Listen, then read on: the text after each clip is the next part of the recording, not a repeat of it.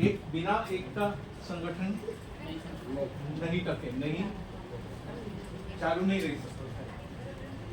और ये नारा इसलिए हम बार बार लगाते हैं क्योंकि हमें याद दिलाते हैं कि एकता संगठन का नींव है। आपको तो नींव क्या है और मकान क्या है कहने की जरूरत नहीं है।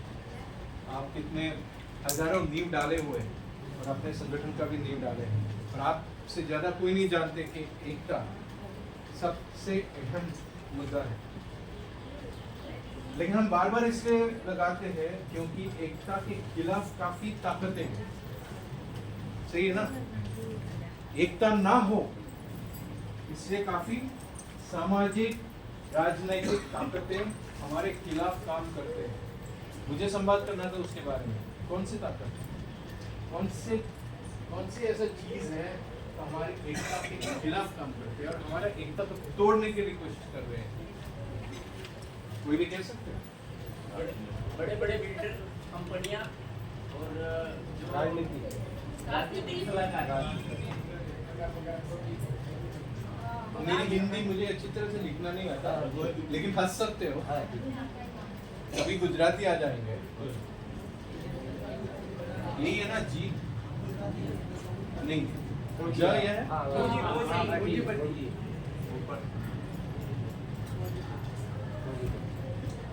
और बिल्डर कहते थे उनको मैं पूंजीपति। ये कोई भी बिल्डर तो आपके क्षेत्र में है, और क्षेत्र में तो कोई कारखाने वाले होंगे, वो भी पूंजीपति है। राजनीति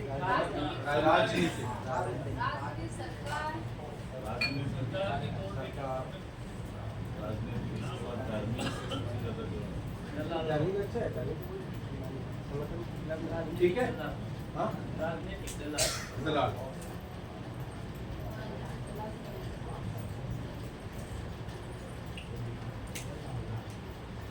लेकिन उनके पास कुछ शस्त्र होंगे, ठीक है, राजनीतिक दलाल होंगे। और अगर गांव में होगा तो हम पहले तो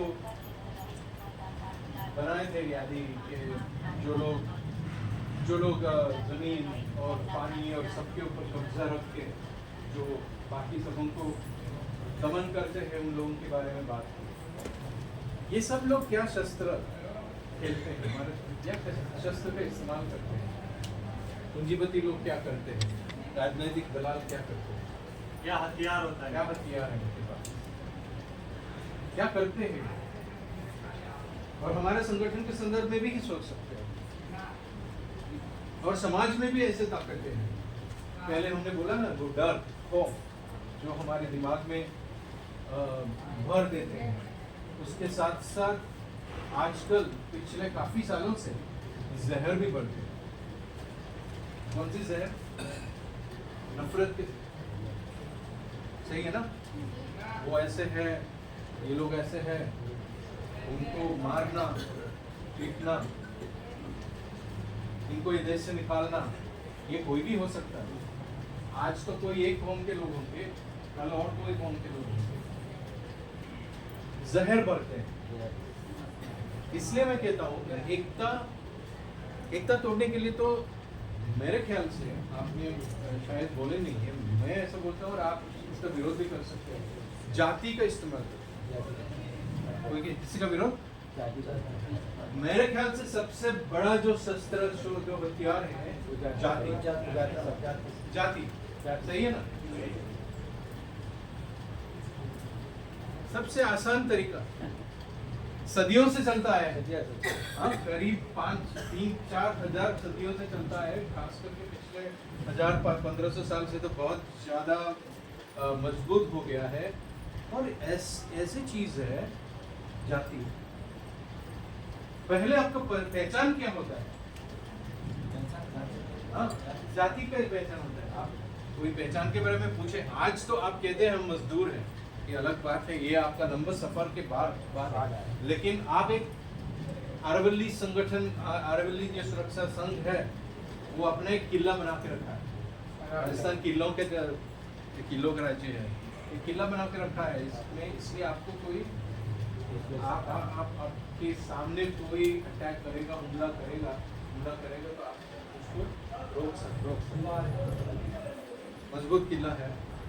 कभी कभी तो उसमें ज़्यादा मार पड़ता है, लेकिन आप उसको निपट सकते हो वो हमला। लेकिन ज़्यादातर लोग किले क्या है, ऐसा कोई किला है बहुत कम। असंगठित क्षेत्र में तो मेरे ख्याल से, मैं तो सारा देश में तो देखा है, 20-25 से ज़्यादा तो कोई ऐसा संगठन तो हो ही नहीं सकता। बड़े संगठन, छोटे छोटे तो ज़्यादा हो सकता है। इसलिए उसमें से सबसे बड़ा एक संगठन आपका है, 12-13 हज़ार की जो जनसंख्या है, मतलब सदस्य संख्या है। लेकिन ज़्यादातर हमारे देश में असंगठित क्षेत्र में कितने मजदूर, एक अंदाज? तो करोड़ों में है। 60%। हाँ सही है। और संख्या बोले तो 60 करोड़ से ज़्यादा, 100 कितना 135 140 करोड़ के आसपास हमारी आबादी पहुंच गई है। उसके अंदर तो 60 करोड़ कम से कम असंगठित क्षेत्र के मजदूर है। 90% है वैसे। हम लेबर के हिसाब से देखा जाए तो उसमें 90% है, और 60% सिर्फ पलायन करने वाले। 90% लोग तो असंगठित क्षेत्र में ही है, लेकिन सरकार कहेंगे कुछ लोग अपने खुद का काम करते हैं, सेल्फ एम्प्लॉयड कहते हैं, खुद एम्प्लॉय करने वाले। खुद का मतलब क्या है? खुद कुछ छोटा मोटा काम करेंगे, अपने घर पे कुछ माला बनाएंगे, कुछ लघु उद्योग कहते हैं, लेकिन आखिर में तो बहुत प्रॉब्लम है, मजदूरी है।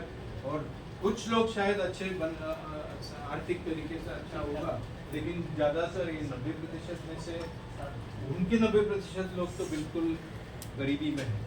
और ये लोग पलायन भी नहीं करते, ये लोग खेती भी नहीं करते, कोई कंपनी में भी नहीं जाते, खुद घर पे बैठ के कुछ बनाते हैं, कुछ पड़ीका बनाते हैं, कुछ माला बनाते होंगे, पतंग बनाते होंगे, मालूम नहीं किन किन अलग चीज़ें बनाते हैं, और उनको सेल्फ एम्प्लॉय कहते हैं। खुद की नौकरी है, खुद की मजदूरी करने वाले लोग, इनकी भी हालात तो खराब है। तो वैसे देखा जाए तो हमारे देश में मजदूरी करके हर सेवा और हर चीज़ बनाने वाले लोग मजदूर हैं, और उनकी कीमत मजदूर बनाते हैं। लेकिन ये कभी एक नहीं हो सकता। क्यों?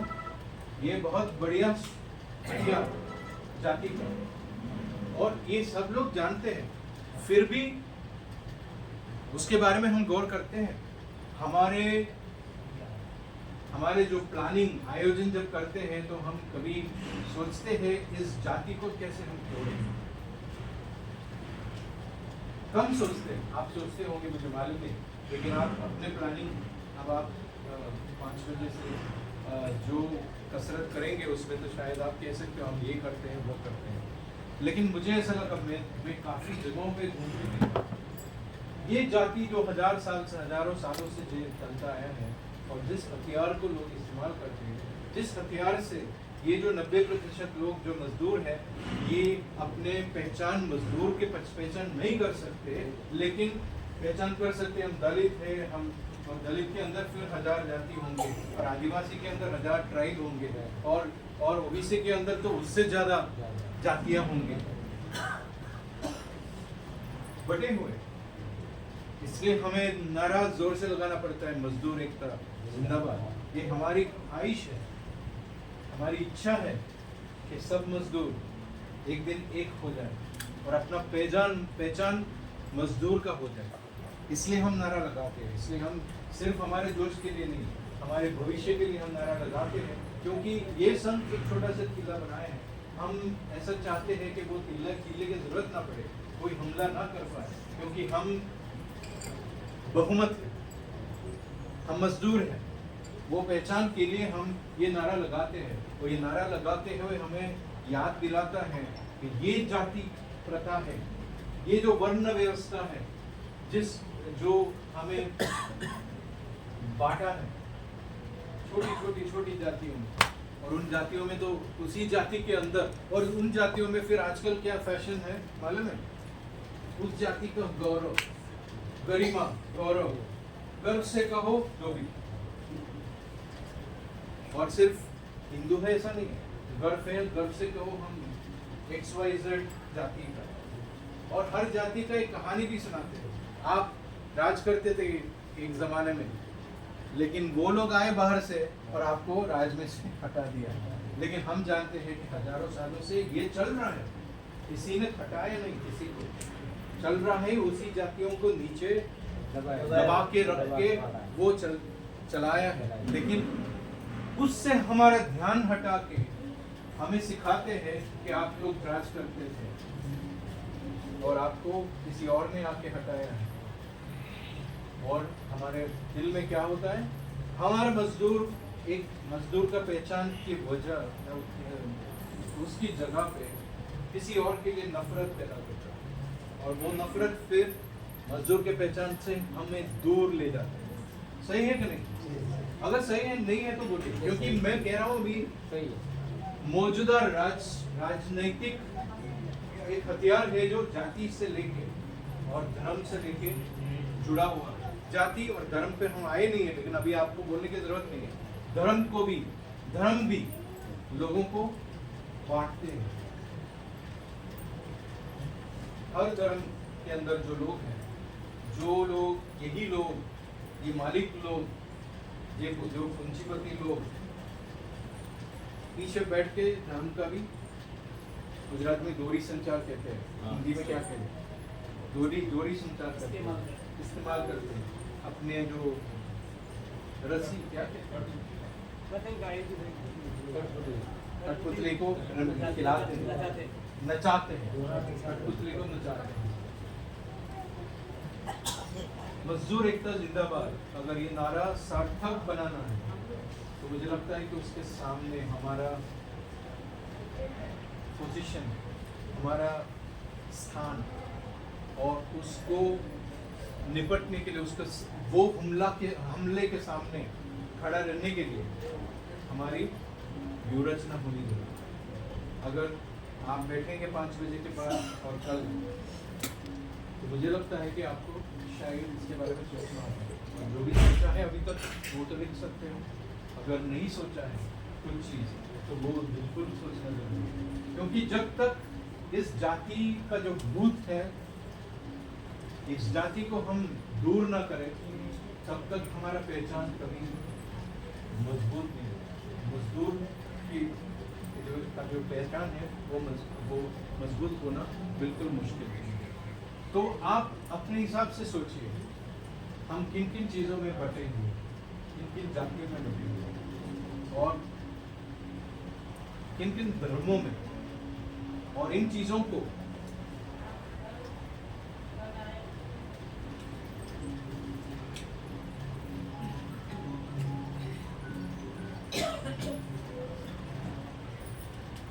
राजनीतिक दलाल की बात की।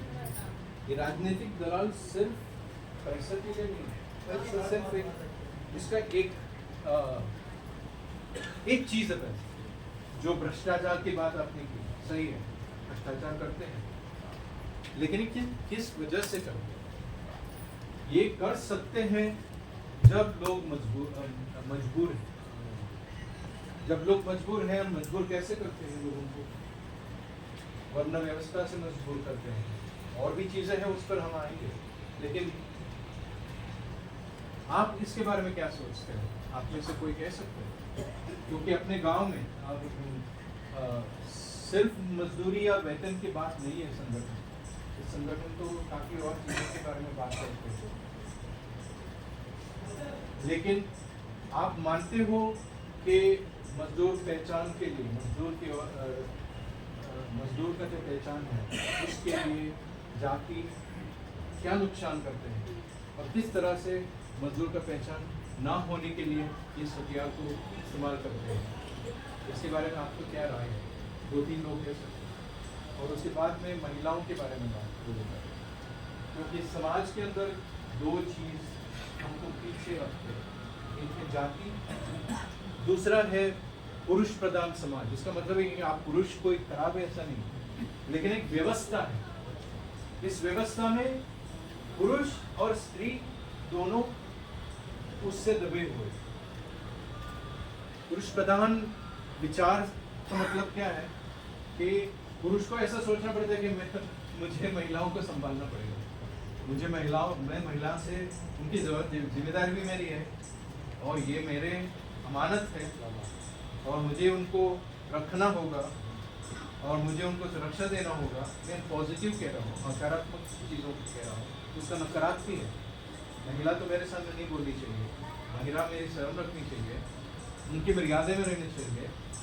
उनको कुछ चीज़ों के लिए तो मेरी परमिशन, मतलब मेरी आज्ञा का पालन करना चाहिए, मेरी अनुमति चाहिए, और इसका पूरा बोझ पुरुष के ऊपर भी है। मुझे तो मेरी मर्दानगी बताना होगा, नहीं तो किसी ने मुझे और कोई बुलाएगा। ये मर्दानगी बताने की जो चीज़ है ना, ये हमको बहुत कमज़ोर करते हैं। ये मर्दानगी बताते बताते हमारे और कुछ और काम सब रह जाते हैं। उसमें मारना पड़ता है, उसमें दमन करना पड़ता है। ये मर्दानगी कितना बोझ है। मुझे तो करीब 40 साल में पता चला कि मैं कितना बोझ है, कि मेरी बीवी है, मेरे घर में जो औरत लोग हैं बहुत अच्छी तरह से काम करते हैं। काम सिर्फ रोटी बनाना का काम नहीं है, उनके पास काफ़ी कुछ कुशलताएं हैं, काफ़ी उनके पास मजबूती है, लेकिन सामाजिक व्यवस्था ऐसी है कि उनको आगे आने नहीं देता। जब आगे आते हैं ना, जब उनका जो जो काम वो कर सकते हैं, जब उनकी स्वतंत्रता मिलती है, मेरी जो बोझ है कम हो जाता है।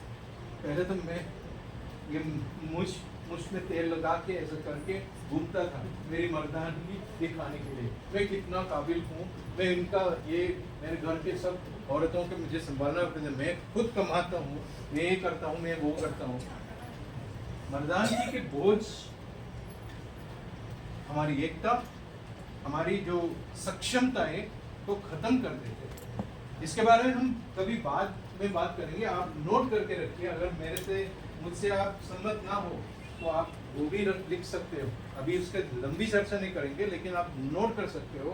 हमारे संगठन के अंदर मजबूती कब आते हैं, जब महिला स्वतंत्र है और महिला अपनी सक्षमता बाहर ला सकते हैं और अपनी ताकत को ये कर सकते हैं। इसलिए दो चीज, जाति और पुरुष प्रधान समाज की विचार सरणी, ये दो चीज हर संगठन को और हर समाज को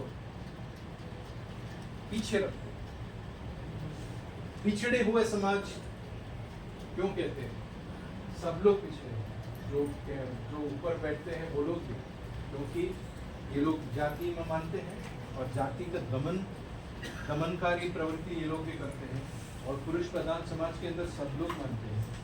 जब तक हम ये दो चीज़ों को निपट नहीं सके, उसको हम रोक नहीं सके, तब तक समाज मजबूर है और ये संगठन भी मजबूर है। इसलिए हम जब उद्देश्य और लक्ष्य की बात करेंगे तो हमें सोचना होगा। आपकी स्वतंत्रता है, आप सोच सकते हो या आप कह सकते हैं नहीं ये सब चीज़ हमारे लिए ठीक नहीं है, या आप कह रहे हैं तो शायद बकवास है। लेकिन मैं तो इतने साल से मैं ये सीखा हूँ कि संगठन की मजबूती इससे आता है जब जाति के सामने हम बोल सकते हैं, जब जाति के सामने हम खड़े हो सकते हैं, जब महिलाओं के सामने जो अत्याचार होते हैं उनकी स्वतंत्रता के ऊपर जब हमला होता, तब उसका स्थान हमारा संगठन का क्या रहेगा, वो उसके ऊपर रहेगा संगठन के आगे का मजबूती। ठीक है, थोड़ा सा सोच में सब लोग पड़ गया लगता है। अभी आप कह सकते हैं ये दो चीज के बारे में आपका क्या राय है, आप ये माइक चाहिए तो माइक देते, खामोशी।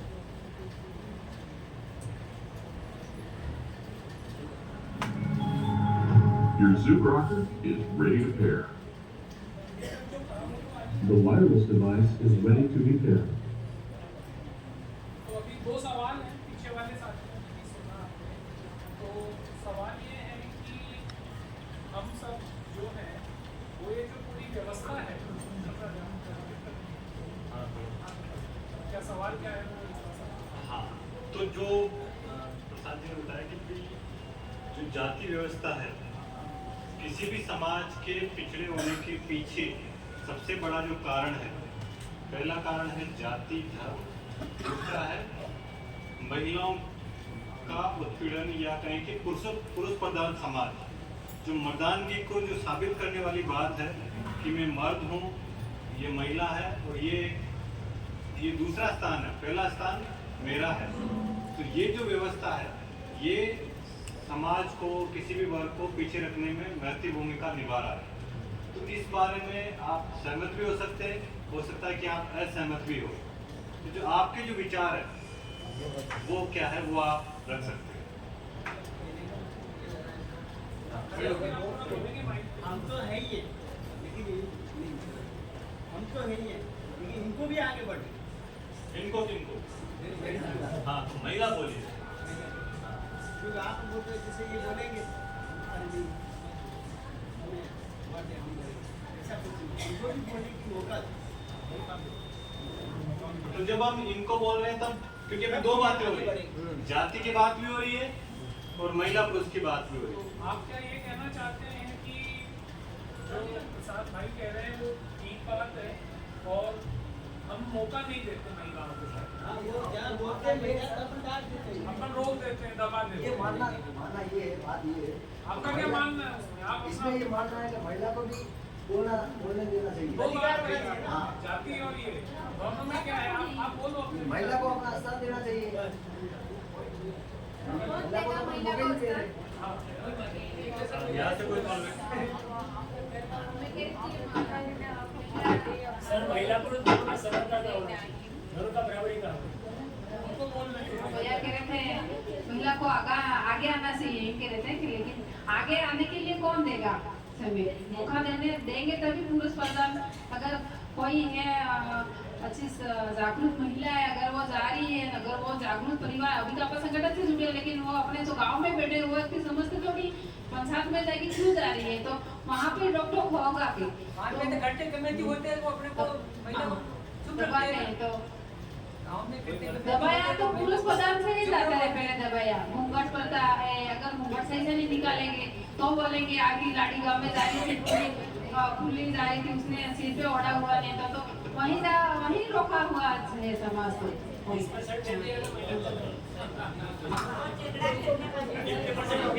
हाथ खड़ा करते हैं हम। मजदूर एकता। तो सर ने बताया था कि ये एक मजदूर संगठन का किला है। क्या है? और अब जब अरावली संगठन का नाम लेंगे, ये अरावली संगठन के नाम का किला है, इसको संगठन के नाम से यदि आप लड़ेंगे तो इसको कोई भेद नहीं सकता। लेकिन सर्वप्रथम सबसे पहले अपन सभी को शपथ लेनी होगी कि इसी में से जब अपन इस हॉल में बैठे हैं और यहाँ तक ही अपन ये अपना किला मान लें, और यहाँ से बाहर जाने के बाद वापस वो सर ने बताया ना, वही व्यवस्था वापस अपन लेके चल जाते हैं। इसलिए अपन संगठन नहीं रह पाते। क्यों? कि यहाँ से बाहर निकले और भूल गए। मजदूर एकता जिंदाबाद का नारा यहाँ तक ही सीमित है। इसे सदैव जीवित रखने के लिए अपने को हमेशा इस नारे को साथ लेके चलना पड़ेगा। महिला एकता, पुरुष एकता, सबको साथ में लेके चलना पड़ेगा, तभी अपना ये जाके नारा सही साबित हो सकता है। मेरा तो ये मानना है। और मैं तो ये कहना चाहूंगा कि सबसे पहले तो अपने को ये संगठन बनाने की आवश्यकता क्यों पड़ती, क्यों पड़ी, संगठन बनाने की आवश्यकता क्यों पड़ी, इस बात पर आप जरा बहुत विचार करेंगे। क्यों पड़ती है आप बताएं। लोग जागरूक हैं, लेकिन जब अपन जिस देश में रह रहे हैं, जिस देश की जो सरकारें होती हैं, जनता के काम को सुचारू रूप से नहीं करती है, आपका शोषण होता है, आपकी जितनी समस्याओं का निराकरण नहीं होता है, तब जाके अपने को संगठन बनाने की जरूरत पड़ती है। और एकजुटता दिखाकर संगठन के माध्यम से सरकार से लड़ना पड़ता है अपने हक अधिकारों के लिए। तो साथियों, मेरा कहना मानना यही है कि संगठन की आवश्यकता इसीलिए पड़ती है।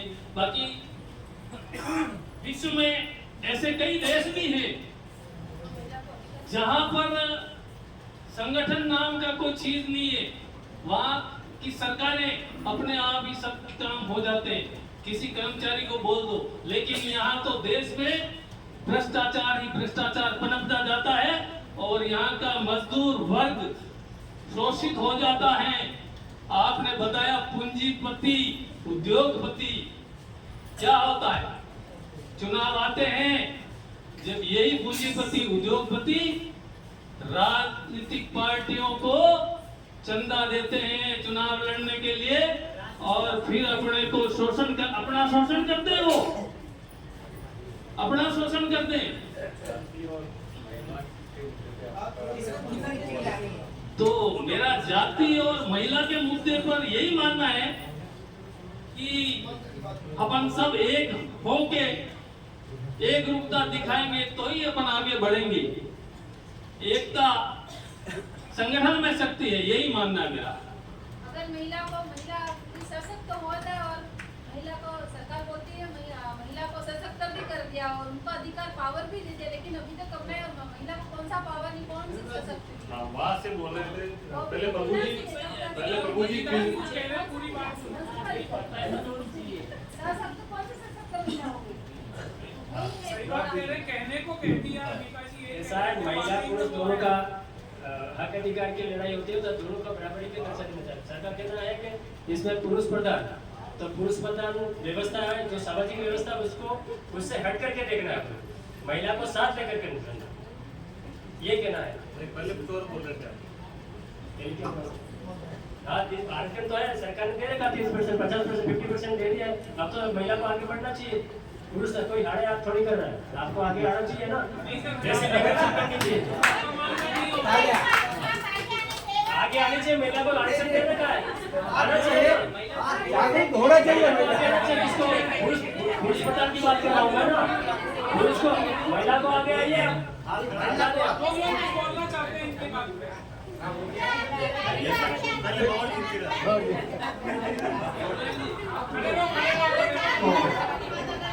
मजदूर एकता जिंदाबाद। देखिए ये अभी बात होगी मतलब जातिवाद की बात, एक प्रश्न था उसमें, ये पॉइंट जातिवाद का था। तो उच्च श्रेणी के लोग होते हैं वो उस नजरिए से देखते हैं कि ये एससी का और एसटी का मजदूर है, इन्हीं को काम दे, ताकि वो उस नजरिए से देखते हैं कि ये मजदूर है और ये अपना काम कर सकता है, क्योंकि वो दबाव है उनका फोर्सली। दूसरा मैं कह रहा हूँ महिला की जो बात करते हैं सोचने समझने की बात नहीं, हमारे आईसी के ऊपर थोड़ा जोर डालेंगे, हेड के ऊपर, तो देखा जाता है कि महिला चाहे माँ है, माँ का रूप है, बहन का रूप है, वो सभी का स्वरूप है और 9 रत्नों की खान है वो, कि उसी से पुरुष प्राप्ति की बात है। तो उसको अपने को उसी शरीर से देखना चाहिए कि वो उनके साथ में रह करके साझा करके हर काम में कदम मिला करके चलना चाहिए। जय हिंद, जिंदाबाद।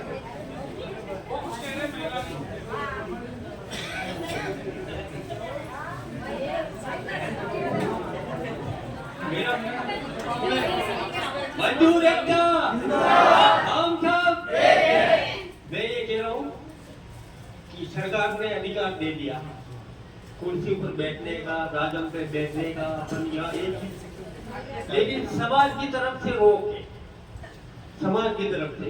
भले ये लोग अभी हम भी बैठे ये हैं, अगर राजमपड़ी में बड़े महिला को बैठने का अधिकार नहीं हमारे गांवों में, बस यही है, उनकी भी इज्जत है, वो नहीं आगे बढ़ने देंगे। आज मैं ये कह रहा हूँ कि आज शायद घर में कहीं औरत का कपड़ा पड़ा है, कहीं बढ़िया अपन इधर मिल सकते, लेकिन छत पे अगर कपड़ा सूख रहा है, अगर बारिश आ गई तो देखेगा कोई, देख रहा नहीं है, मेरा भाई तो नहीं देख रहा, मैं ये लहंगा उड़ा रहा हूँ तो मैं घाघरा उड़ा रहा हूँ, घर में आप उठा ले, वो एक बात है। तो वो एक समाज की तरफ से इस महिला को नहीं है। आज राजमपड़ी लगी है और कोई गरीब आदमी है उसको दंडित करते हैं, उनकी औरत थोड़ी होशियार होती है तो वो थली आती है, भाई ऐसे नहीं हुआ ऐसे हुआ, तो इसको खिलाफत कर दो, इनकी औरत कैसे आई राजम पे झगड़ा करने के लिए गए थे, जो वो समाज इसको नहीं बढ़ने दे रही है। मैं एक ही बात कह रहा हूँ बहुत हमने ये चर्चा के सारांश, आपका नाम क्या है? भगत सिंह जी ने चर्चा की सारांश से बहुत अच्छी तरह से रखा। आपको कुछ कहना? तो लास्ट है, अभी शायद टाइम नहीं है इसलिए बाकी साथी फिर अगली बार। सबको जिंदाबाद। अब सर ने बताया जातिवाद, धर्मवाद, तो जातिवाद पे मैं एक बात कहना चाहता हूँ। अभी अपने सामने सबके सामने नजरिया आया कि अपन एक प्रैक्टिकल रूप हुआ 2 दिन पहले कि जातिवाद कहीं न कहीं अपने क्षेत्र के अंदर बढ़ावा दे रहा है। यानी एक विधायक भी आज की तारीख में सुरक्षित नहीं है जातिवाद के चक्कर में, तो वहां मजदूर कहाँ सुरक्षित होगा? तो कहीं न कहीं मजदूर के साथ जातिवाद प्रार्थना होती है। इसके बाद उस जातिवाद के प्रार्थना के पीछे सबसे मेन अगर कोई है मेमो है तो वो है धर्म, और मजदूर को धर्म के मार्फत से कंट्रोलिंग कर रखा है। तो इस चीज को अपन को मानना पड़ेगा। जब तक अपन धर्म और जाति से ऊपर नहीं उठेंगे तब तक अपना संगठन मजबूत नहीं होगा। और इन सब चीजों के पीछे अभी एक सर ने बोला पुरुष प्रधान। आज आदिवासी समाज के अंदर महिला को नारी का देवी का रूप धारण करवाया गया, क्योंकि नारी को हर जगह हर काम रीति रिवाज जितने भी हैं उनके अंदर महिला को आगे किया जाता है। इस चीज को मानना पड़ेगा अपन को, हर जगह उसको आगे किया जाता है। आज आदिवासी समाज की एक रीति रिवाज है, जो मरण मौत होता है उसके अंदर महिला को 2 गांवों के अंदर याद किया जाता है, उसको मान सम्मान मिला है। क्योंकि उसका जो पीहर पक्ष है वहां भी उसका 11वां होता है, और जो ससुराल पक्ष में वहां भी होता है। तो इसलिए कहीं कहीं नारी को आगे कर रखा है। और आज उसी के एवज में जो नीति निर्देशन तत्व जो बने सरकार के, जो 33% आरक्षण की बात होती है महिलाओं की, वो वहां से कहीं कहीं कुछ चीजों को मानना पड़ा। अब जो नारी जो है उसको अपन आगे क्यों नहीं कर पा रहे? क्योंकि वो घर के चूल्हे से नहीं निकल पा रही और वो एक बंधारण में रहेगी। तो कहीं कहीं नारी को अपने आप में शक्ति मजबूत करनी पड़ेगी, और उसकी आवाज को वो अगर चूल्हे से लेके गांव चौपट तक निकलेगी तो ऑटोमेटिक उसका जो बंधारण है वो खुल जाएगा। तो इस तरह से अपन को अपने मजदूर संघ में 3 ही चीजें सबसे हैवी है, जातिगत और धर्म और राजनीतिकरण। इन तीनों चीजों से ऊपर उठना पड़ेगा, तब ऑटोमेटिक मजदूर संगठित हो जाएगा। और मजदूर संगठित हो जाएगा कि तीनों इनके पैरों तले जमीन खिसक जाएगी इन तीनों की। तो इसलिए मजदूर को संगठन होने के लिए इन तीनों चीजों को छोड़ना पड़ेगा। सबको जिंदाबाद।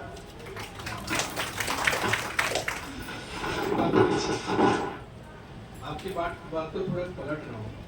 आपने जो कहा उसका सारांश, उसकी जो भावार्थ मैं समझता हूँ, लेकिन मैं कहूँगा हम राजनीति को पलटना पड़ेगा।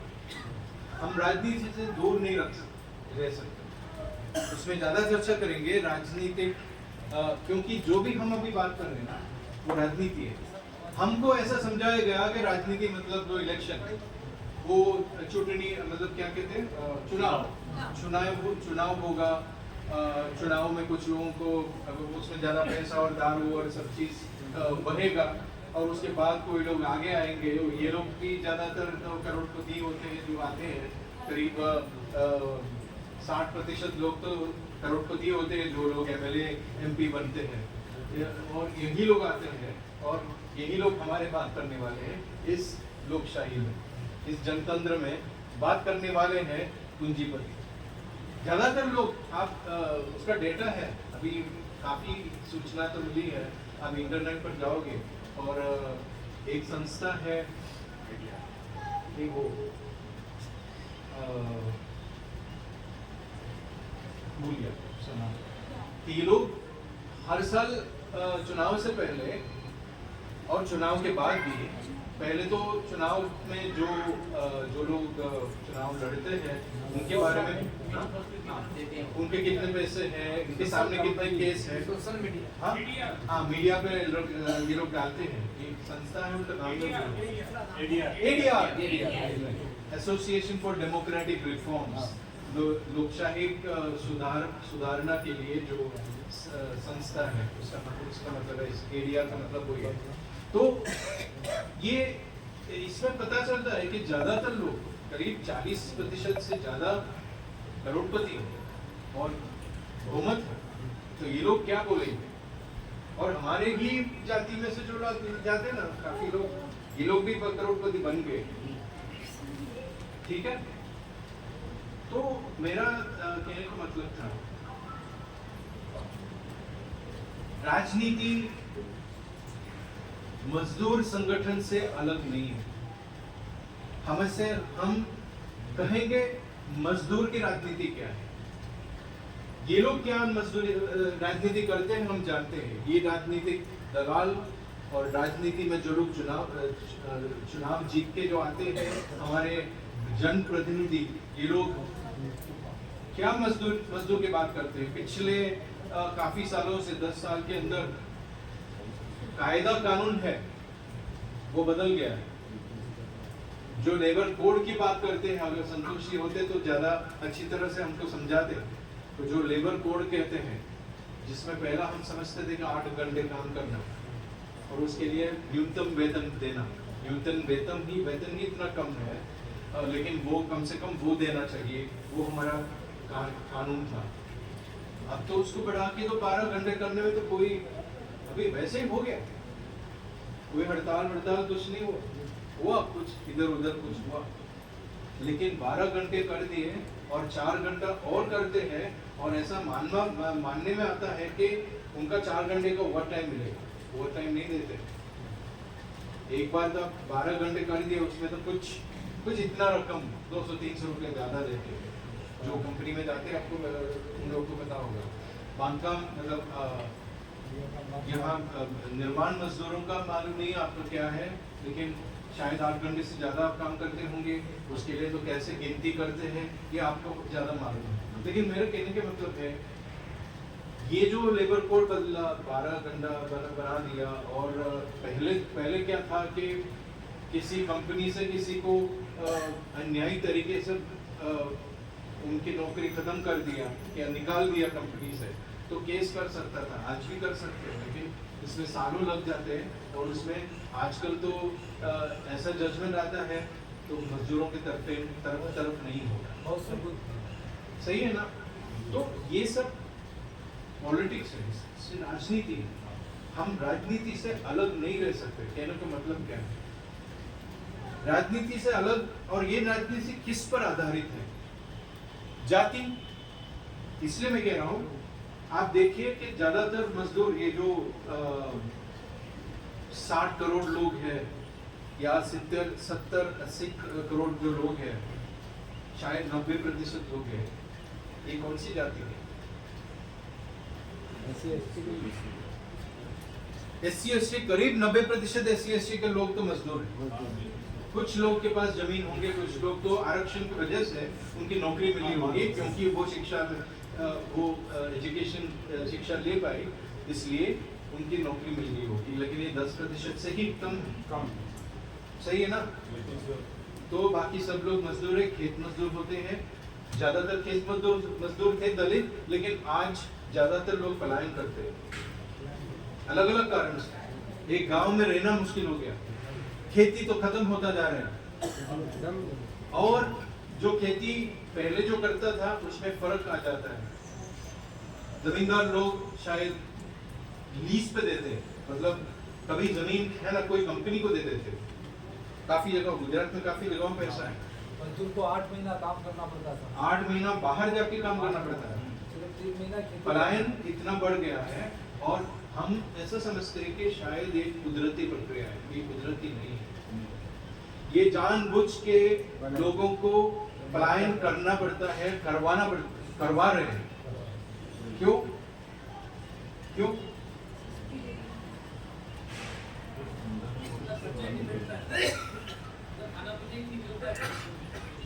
क्या? दो चीजें, बेरोजगारी और महंगाई।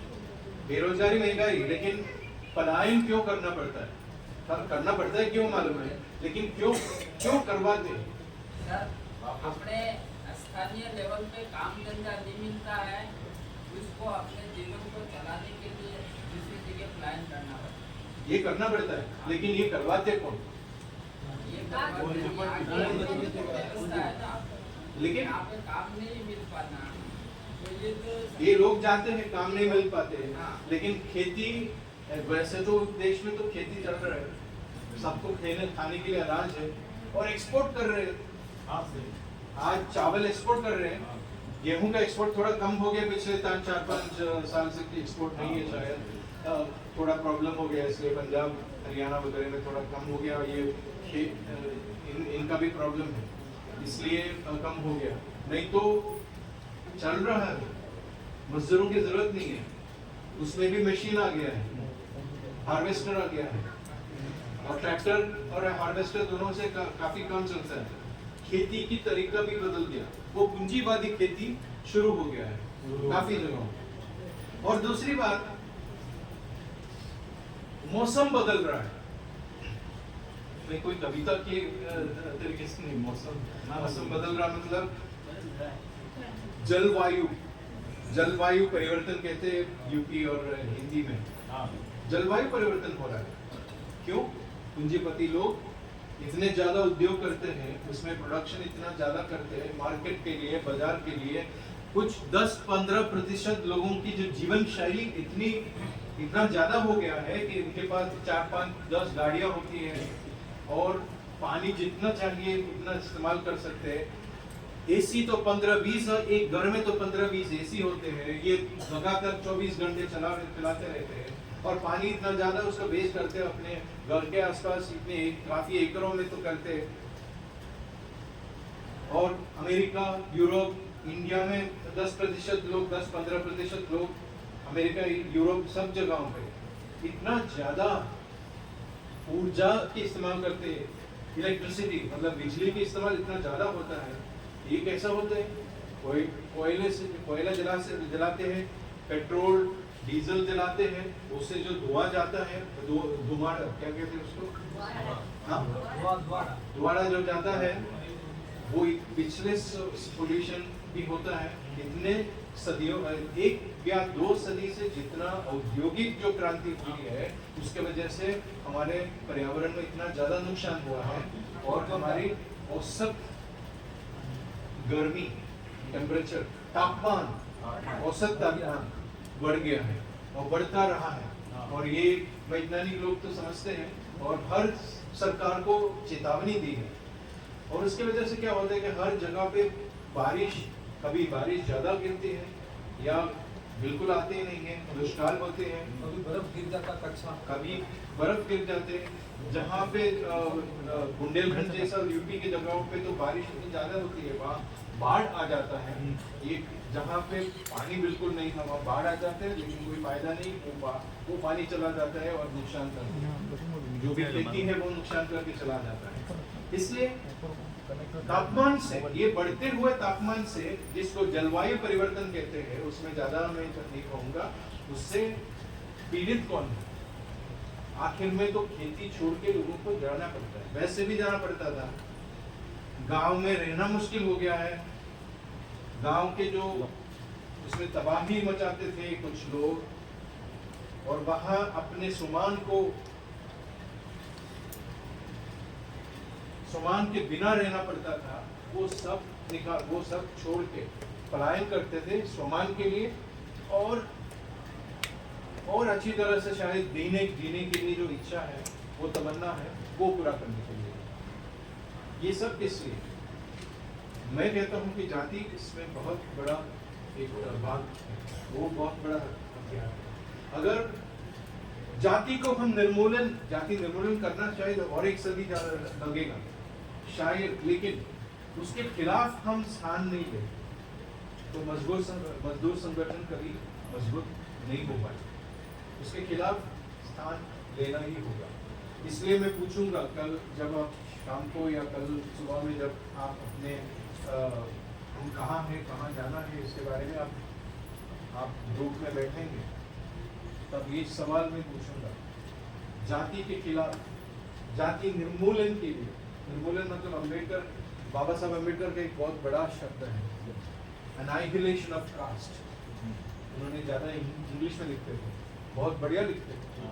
आज का हमारा संविधान तो संविधान बनाने वाली कमेटी के प्रमुख थे,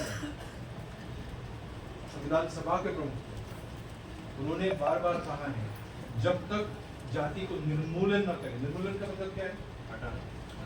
जाति उसको मूल से निकाल खींच के फेंकना चाहिए। जब तक वो ना हो तब तक इस देश की प्रगति नहीं हो सकती।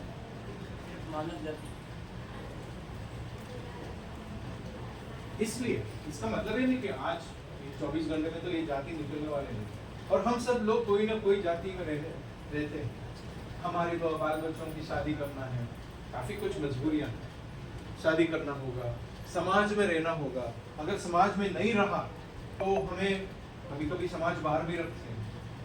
समाज के जो आगेवान हैं, जो लोग परंपरागत जो नेता हैं समाज में, यहाँ भी कुछ लोग होंगे मालूम नहीं, समाज के परंपरागत नेतृत्व जो चाहते हैं वो नहीं करें। समाज के जो नियम है, शादी में ये करना चाहिए, शादी में इतने पैसा देना चाहिए, बारहवीं कहते हैं यहाँ पे, मरने के बाद क्या कहते हैं,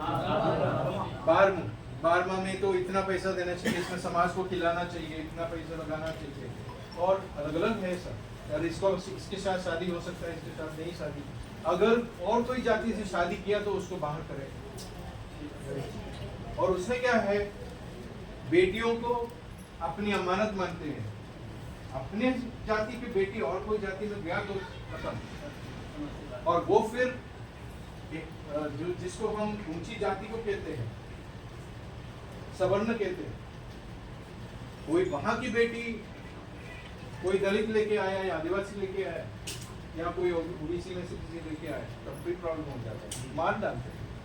जिसको ऑनर किलिंग कहते हैं, हिंदी में क्या कहते हैं, आजकल नया शब्द है ऑनर, એટલે अभिमान के लिए, अपनी जाति के अभिमान के लिए तो मार डालते हैं, इज्जत के लिए मार, इज्जत के लिए। और खाप पंचायत है, हरियाणा में सबसे ज्यादा सुनाई देता है, लेकिन राजस्थान में भी है, राजस्थान में भी काफी लोगों को मारा है। और खास करके बेटी किसी का प्रॉपर्टी मतलब मिलकत या अमानत माना जाता है। कोई किसी का अमानत नहीं, सब मानव है, पुरुष है, स्त्री है, बालक बच्चे हैं, सब है। और आजकल हम ऐसे भी मानते हैं, कुछ लोग अलग लिंग के होते हैं, क्या कहते हैं, ट्रांसजेंडर। कुछ लोग यहाँ क्या कहते हैं, कुछ शब्द अच्छा नहीं है लेकिन मालूम नहीं हिंदी में क्या कहते हैं, कुछ किसी का कोई पुरुष भी नहीं है, स्त्री भी नहीं है, उसको हम हंसी मजाक, उनको तो इतना किन्नर बोलते हैं। पहले तो लोग उनको इतना नीच मानते थे, लेकिन आज उनका भी मान देने की बात हो जाती। इसलिए मेरा कहने का मतलब है कि मजदूर संगठन को इस राजनीति से और इस समाज नीति से हम दूर नहीं कर सकते। ये आपसे ज्यादा कोई नहीं जानता, क्योंकि आप लोग गांव में ही रहते। शहर में रहने वाले लोगों को थोड़ा सा अलग है, अपने गांव छोड़ के आके रहते। फिर भी शहर में मैं तो काफी यूनियन शहर में भी है, आजीविका ब्यूरो का भी है, वहां भी जाति तो काम करते हैं। मैंने देखा नारोल विस्तार अहमदाबाद में कंपनियों की जगह है, आप लोग गए होंगे वहाँ। आप किसी जाति में हो तो किसी प्रकार की कंपनी में नौकरी मिलती है, काम करने मजदूरी कर सकते हैं। लेकिन सबसे खतरनाक जो काम है उसमें हमेशा आदिवासी होते हैं और कुछ दलित होते हैं, उसमें भी जाति पहले से सदियों से वो चलता है। कुछ काम तो कुछ जाति के लोग ही करेंगे, साफ सफाई कुछ ही जाति, दलित जाति में कुछ जाति करते हैं। शहर में गया, उससे बचने के लिए शहर में चला गया, लेकिन वहां भी पूछते हैं अपनी जाति, आप किस जाति के हो। अगर आपके पास कुछ कारीगरी हो तो अलग बात है, शायद उनका फायदे के लिए आपको ले लेंगे, अगर दलित हो या आदिवासी है तो भी। लेकिन ज्यादातर लोग काम किस तरह का है वो भी जाति, आपका वर्ण, आपकी जाति फिक्स करते हैं।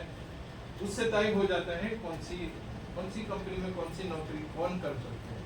वो शहर में भी, इसलिए मैं कह रहा हूँ। और शहर में मैंने देखा अलग अलग जाति के लोग शायद एक यूनियन में रहना उनके लिए मुश्किल रहते हैं।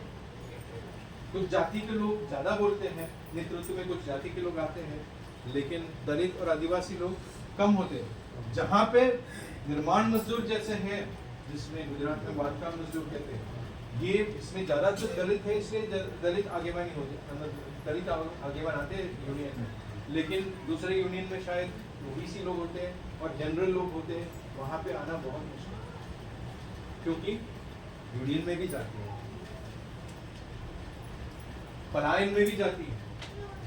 पलायन करने वाले लोग भी, कुछ लोग बहुत मजबूरी से पलायन करते हैं, ज्यादातर दलित और आदिवासी, और कुछ ओबीसी वाले लोग इतना मजबूरी में नहीं है, इसलिए वहां जाके थोड़ा रह के आराम से देख सकते हैं कहाँ कौन सी नौकरी अच्छा है मेरे लिए। और कुछ नौकरी उनके लिए आरक्षित है जहाँ पे दलित और आदिवासी नहीं जा सकते, जहाँ पे थोड़ा शारीरिक श्रम और जोखिम, शारीरिक श्रम जहाँ ज्यादा हो और जहाँ जोखिम, जोखिम हिंदी खतरा, जहाँ पे खतरा ज्यादा है वहां पे आदिवासी और दलित ज्यादा है। सही है कि नहीं? तो ये सब मजदूर अलग अलग, कुछ मजदूर जो काम करते हैं साफ सफाई के, कुछ लोग गटर में साफ करते हैं, बहुत हजारों की तादाद में है, उनके साथ कोई नहीं है। और ये जो आदिवासी लोग सबसे खतरे में काम करते हैं वो बॉयलर मजदूर, बॉयलर है ना कंपनी में, जो बॉयलर है जहाँ पे कपड़ों मिलों में, हाँ कपड़ों मिलों में या कपड़ों की गाड़ियाँ लोड करनी, काफी मिलों, कपड़े की मिलों में और काफी कंपनियों में ट्रांसपोर्ट पे गाड़ियाँ हाँ, लोड करता है। ये बॉयलर रूम होता है और जिसमें आपको लकड़े डालते हैं और लकड़े जला के उसको पानी को गर्म करते हैं, उसमें से जो स्टीम आता है उसको उससे काफी कुछ चलाते हैं। ये बॉयलर में जो लकड़े डालने का जो काम है इतना खतरनाक होता है, तो उसमें काफी लोग मर जाते हैं। जो लोग गटर में उतरते हैं ये लोग भी हर महीने में एक दो लोग मरते हैं। ये कानून के खिलाफ है, फिर भी कानूनी तरीके से उसको तो नाबूद कर दिया है, वो बैन कर दिया है, फिर भी लोग गटर में उतरते हैं। इसलिए और कोई नहीं मिलता, दलित और आदिवासी नहीं। और कुछ जो लोग जिसको डीएनटी कहते हैं, डी नोटिफाइड ट्राइब, विमुक्त जाति जो कहा जाता है, राजस्थान में कोई है कि नहीं मालूम, घुमंतु वाले तो इतने इस काम में नहीं जाते, लेकिन विमुक्त जाति डीएनटी, डी नोटिफाइड, जिसको बटवा में जो कलर बनता है वहाँ पे भी बर्फ के गड्ढे ट्रैक्टर पेपर के लिए हॉल पे डालते हैं, हॉल में डालते वो नहीं भाई, जब का छूटा तो सीधे गटर में देखा है ना, आप करके आए सर, आप खुद जाके बटवा में ये अपना पैडिंग वाले कलर जो बाल्टी में कलर आता है वो कलर वहाँ बटवा में बनता है, बहुत में से बर्फ डालते हैं। सही है, ये सब खतरे वाले काम है। केमिकल कंपनियां तो सीधा डालते हैं उसी नारोल में भी काम करके आए। नारोल में जो कपड़ों मिल अभी मशीनें बन रही है, पहले तो बांसों के भाड़े ऐसे होते थे, उसमें कपड़े सुखाते थे, एक इसमें आया था, एक इसमें है, एक इसमें, तो कपड़ों की साड़ियाँ वगैरह बनती थी, वो नागला करके भी बांसों में सुखाते थे।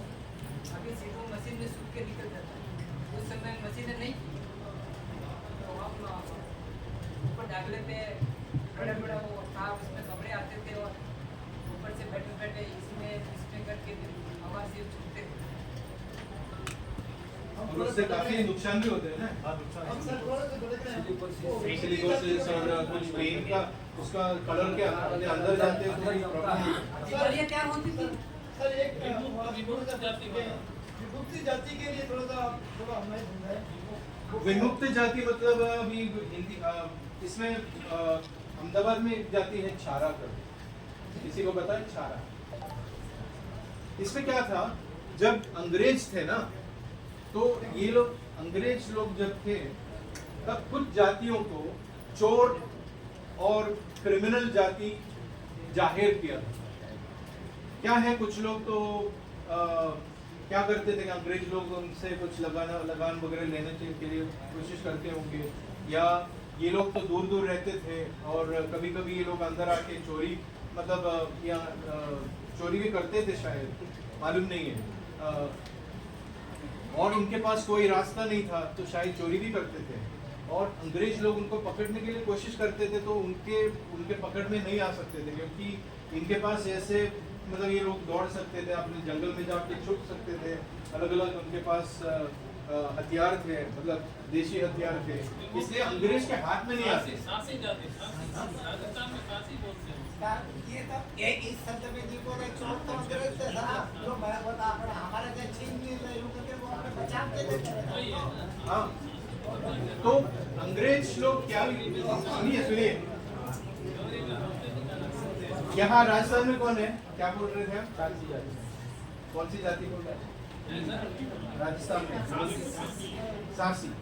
हाँ, मतलब छारा है, ऐसे महाराष्ट्र में पारधी लोग हैं, पारधी लोग भी इस डिनोटिफाइड ट्राइब में आते थे, तो इनको अंग्रेज ने इनके ऊपर एक छापा मारा कि ये लोग ऐसे हैं, ये लोग क्रिमिनल ट्राइब है, मतलब ये लोग सब गुनेगारी जातियां हैं, ये लोग नहीं है गुनेगारी, लेकिन उनकी जीवन शैली अलग है, दूर। सुनिए जाति भी खोज लेंगे हम लोग। हाँ, ये खोज लीजिए, लेकिन उनको ये डिनोटिफाइड डीएनटी कहा जाता था अंग्रेज।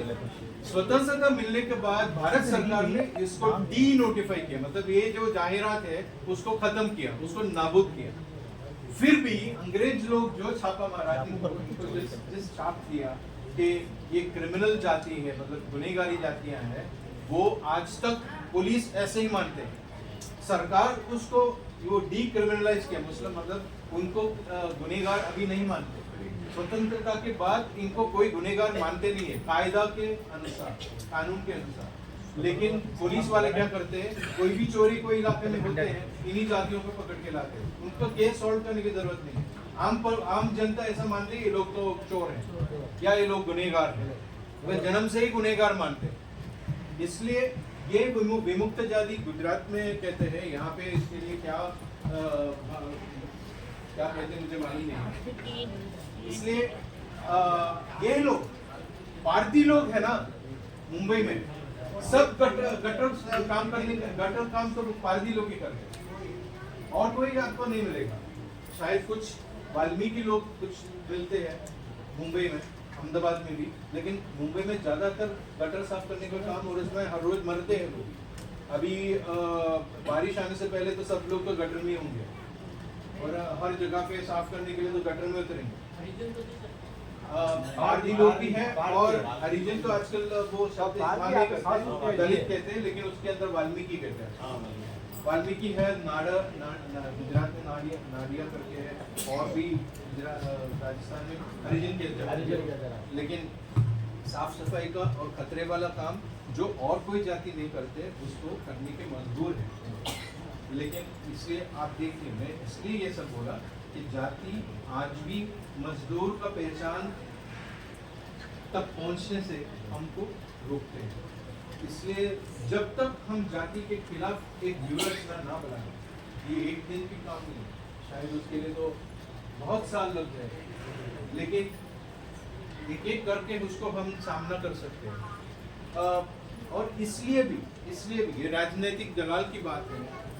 ये दलाल क्या करते हैं, जब समाज में कुछ या ये धार्मिक धर्म के बीच जब नफरत हो जाता है और एक दूसरे के जब मारता है, जब दंगा करना है, किसको इस्तेमाल करते हैं? कोई ब्राह्मण बनिया, कोई ऐसे कोई आते हैं पटेल, ना कोई ऐसे लोग, कोई छप्पू लेके आते हैं या कुछ रिवॉल्वर लेके, कुछ तलवार लेके, गुंडी लेके कोई आते हैं? कौन आते हैं? आखिर मरते हैं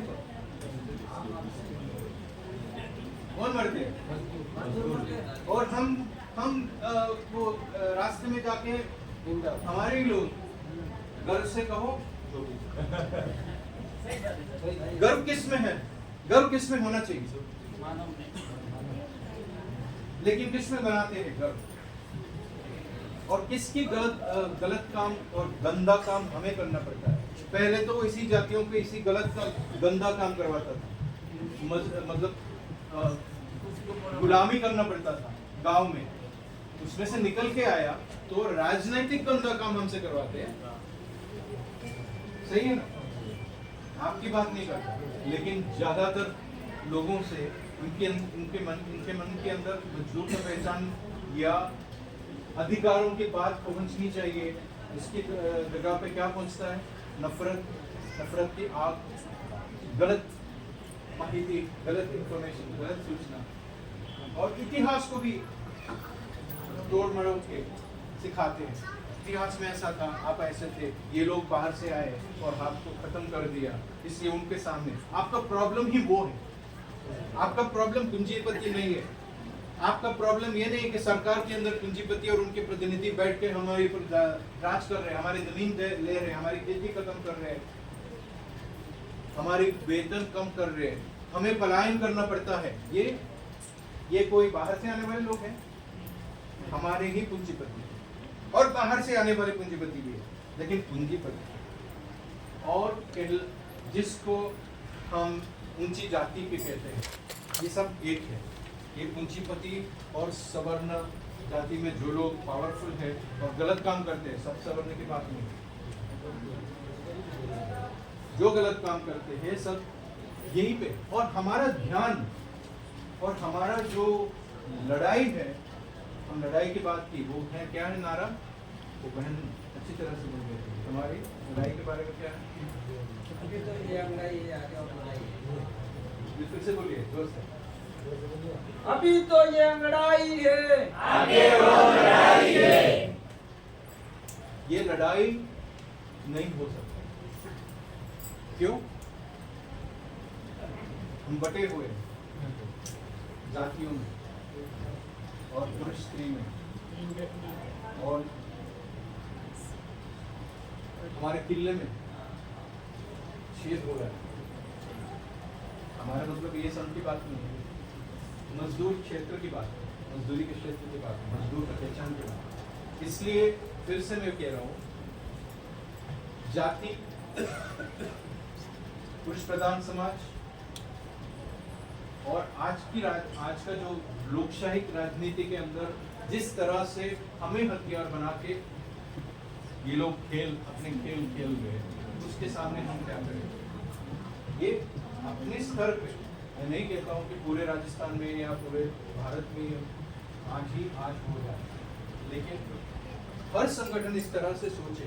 तो मुझे लगता है कि जैसे बाबा साहब अम्बेडकर ने बोला जाति निर्मूलन, उसके और बहुत कदम हम आगे बढ़ पाए। और मजदूर, क्योंकि मजदूर कुछ जातियों में उत्पीड़ित है, मजदूर उन जातियों में है वो उत्पीड़ित जाति में है। और महिला, उन्हीं जातियों में महिलाओं भी पुरुष प्रधान जो मर्दानगी है, वो मर्दानगी के वजह से पुरुष अपने ऊपर बोझ लेके घूमते हैं और महिला उत्पीड़ित हो जाते हैं। सही है? तो ये एक चीज था जो आपके साथ ये बात करना था। राजेंद्र भाई, और आपको कुछ कहना इसके बारे में? नहीं, आपने बहुत सही कहा। बस मैं एक चीज है जो प्रसाद जी ने कहा, और वो बहुत महत्वपूर्ण है कि कैसे, जैसे इसके उदाहरण है, अभी हम हमारे क्षेत्रों में ही देखेंगे तो इसके ताजा उदाहरण है दोनों में आकर कि कैसे जो खतरनाक काम है उनमें जान जोखिम में डालते हैं, या कम श्रेणी में, कम कहते हैं तो बहुत कम मजदूरी में, बदुआ हालातों में काम करते हैं। कौन मजदूर है, कहाँ के? आज हम हमारे सब क्षेत्रों से देखेंगे, हम दक्षिण राजस्थान में से देखते हैं, आज देखेंगे कम उम्र के बच्चे जो कामों में जा रहे हैं, चाहे साड़ी कटिंग में जा रहे हैं, चाहे रसोई में जा रहे हैं, बर्तन साफ करने जा रहे हैं, प्लेटें धोने जा रहे हैं, हाथ धो रहे हैं, सब काम हो रहे हैं। कौन से समुदायों के? आदिवासी, दलित, या ऐसे ओबीसी वर्ग जो पहले से ही हाशिए पे या मजदूरी पे गए। ठीक है ना? किसी ठेकेदार का बच्चा देखा हमने जाते हुए, किसी महाराज का बच्चा देखा हमने जाके काम करते हुए? बाल श्रम में आते हैं। हमारे क्षेत्र में हम देखते हैं फेफड़ों की बीमारी हो रही है, सिलिकोसिस है ना। यहाँ बैठे हैं ओगरा वाले लोग बैठे हैं, है ना, गोकुंदा के क्षेत्र में है, अपने डूंगरपुर वाले साथी बैठे हुए हैं यहाँ पे आकर के। वो सब मरने वाले हजारों मजदूर कौन है ना। और वो किले महल या वो मंदिर बनवाने वाले लोग कौन है? नहीं, बनवाने वाले कौन है? क्या उनमें से कोई मरा? भाई बराबरी तो जब होती ना, वो भी उतने ही मर रहे हैं, हम भी उतने ही मर रहे हैं, तो समझ में आ गई। तो ये चीजें हैं यहाँ पे। तो इसका जो संबंध है ना, ये सीधा वहां पर है। आज कौन साड़ी काट रहा है जाकर के मार्केट में? कौन साड़ी काट रहा है? मरने वाली जगह, जोखिम वाली जगह कौन काम कर रहा है? सबसे कम वेज में कौन से लोग काम कर रहे हैं, है ना। हाँ, उसमें आदिवासी है, दलित है, कुछ ओबीसी ऐसा वर्ग है जो मजदूरी पे पूरी तरह निर्भर है। वैसे लोग भी हमारे बीच में, हमारे क्षेत्रों में है। तो ये भार वहीं पर है। हम देखते हैं हमारे यहाँ पे जो सांप्रदायिक का है पूरी आकर के, ठीक है, जो लड़ाइयाँ होती हैं उनमें सबसे ज्यादा आगे कौन आते हैं? टायर जलाने में कौन है? और जब पकड़े जाते हैं, जब मानो मुकदमा हुआ और पकड़ा गया कि ये उत्पाद करने वाले हैं, तो सोचिए कौन होंगे? आगे आके ज्ञापन देने वाले तो कौन होंगे और उत्पाद करके पकड़ने वाले कौन होंगे? जब आके ज्ञापन देने की बारी आएगी तो बहुत सारे दूसरे लोग आके खड़े हो जाएंगे, दूसरे समुदायों के, और जब पकड़े जाएंगे तब जाकर के कौन से लोग होंगे?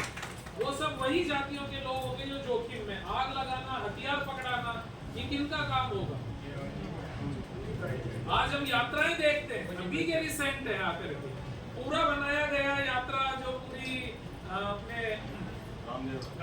कलश यात्रा पूरी है, ये सॉरी ये महादेव जी कावड़ यात्रा है, कुछ सालों में चला पूरा आकर के है। कौन है वो कावड़ उठाने वाले? कितने नेताजी के बच्चे हैं? कितनी ऊंची जातियों के लोग हैं उनमें आके? ये आग लगाने, दंगा फैलाने वाले फैलवाया जाता है, फैला नहीं रहे। ऐसा नहीं है, वो कह रहे हैं ना कि वो जो आपने कहा कि वो राजनीतिक हथियार, ये हमारे क्षेत्र में हम देखते हैं आगे आगे। कल 2 दिन पहले गोकुंदा में बड़ा मुद्दा बनाया हो, है ना, राजनीतिक मुद्दा बना रहे हैं उसको पूरी तरह आकर के। क्या वाकई में वो धर्मों की लड़ाई है? क्या उसको बनानी चाहिए?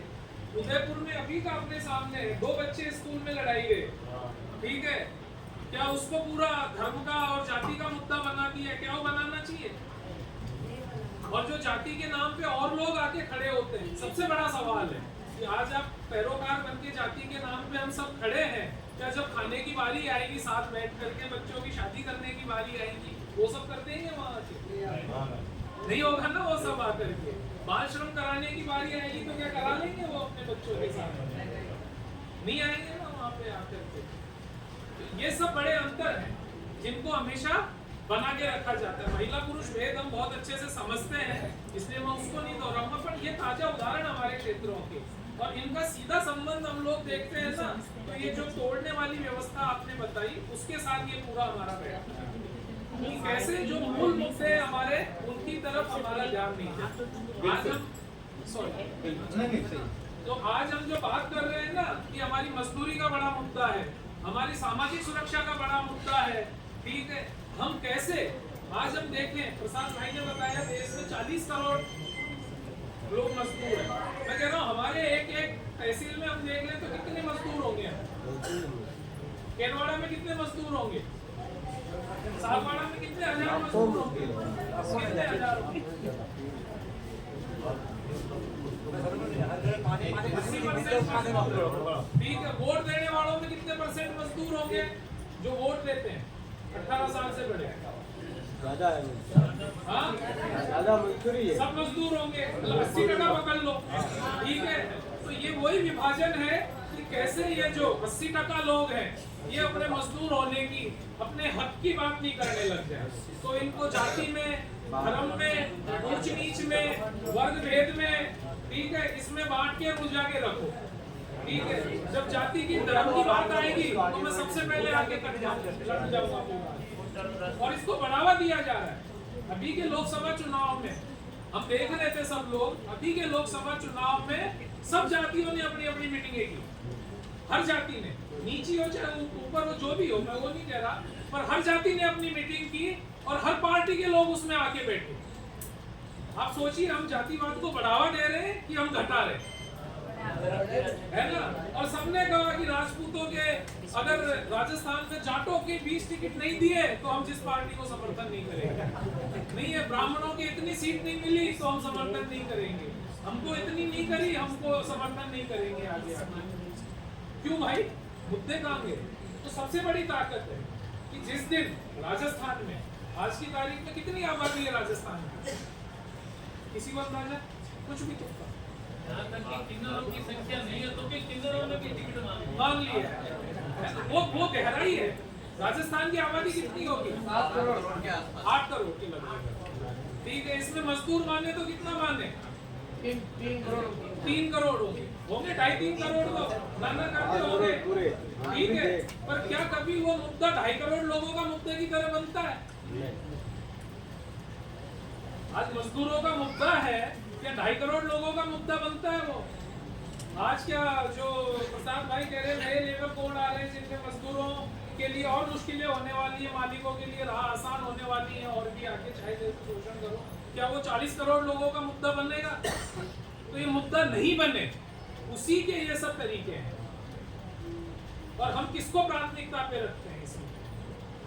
तो प्रसाद भाई वही लगातार बात को समझाने की कोशिश कर रहे हैं कि जब तक आज हम एकजुट क्यों हैं? जो प्रसाद भाई ने कहा किला, उसका उदाहरण भी है कि हमने एक सूत्र बनाया अपना, ठीक है ना, कि हम में से कोई भी एक तरह देखे जाएंगे तो हम अपनी पहचान जाति की तरह नहीं देखेंगे, हम सब अपनी पहचान मजदूर की तरह देखेंगे, ताकि हम एकजुट हो पाए। लेकिन इसको कैसे और गहरा करने की और बढ़ाने की जरूरत है। आज हम छोटी बड़ी जो भी आवाज है, जो भी काम कर पाए थोड़े बहुत आके और थोड़ा बहुत सोचते हैं, वो इसीलिए है कि हमने उस विभाजन के रास्ते की जगह एकीकरण का रास्ता चुना, एकता वाला रास्ता चुना। पर हम उस गहराई में अभी तक नहीं समझ रहे हैं, इस बात को समझ पाए थे जो आज प्रसाद भाई ने ये बात हम सबको कही है आके। लेकिन ये सब उनको रोकने के तरीके हैं कि जिस दिन लोग कहने लग गए 2.5 करोड़ लोगों की बात है, उस दिन हमको बात माननी पड़ेगी। किसान आंदोलन छोटा सा उदाहरण है इसका पूरा, कि वो सब किसान पूरे देश भर में 40-50 करोड़ किसानों की बात हो रही थी, छोटे बड़े की, हर कोई उससे रिलेट कर रहा था, तो सरकार को झुकना पड़ा। हमारी सरकारें, हमारे पूंजीपति, हमारे उद्योगपति, हमारे मालिक, ठेकेदार, सेठ या जो समाजों के ठेकेदार, वो कभी झुकना नहीं चाहते, और वो झुकने से बचने के, तोड़ने के ये तरीके हैं। तो राजनीति केवल ऐसा नहीं है कि वोट वाली राजनीति या पार्टी वाली राजनीति है। राजनीति जो सत्ता को बनाए रखने के तरीके हैं, वो भी एक तरह की राजनीति है। और इसके उदाहरण हम हमारे गांव में, हमारे क्षेत्रों में, हमारे आसपास ही देखते हैं। बिल्कुल, बहुत है ना? क्यों जरूरत है? आज ये बड़ी डिबेट, मतलब मैं उसमें ऐसे नहीं जाना चाह रहा, मैं उदाहरण छोड़ रहा हूँ। आज हमारे पूरे दक्षिणी राजस्थान में देखेंगे तो एक बड़ी डिबेट छोड़ी थी, ठीक है, कि आदिवासी हिंदू है कि आदिवासी है कि मुसलमान है कि कौन है, ठीक है, और आपस में ही लड़ा रहे। आधे लोग कह रहे हैं कि हम हिंदू हैं, गर्व से कहो जो भी है, दूसरे कह रहे हैं कि नहीं हम, हमारी संस्कृति है, हमारी एक सनातन है, हम लोग एक है, भाई हमें धर्म जाति में मत बांधो, हम तो जंगलों में रहने वाले लोग है ना।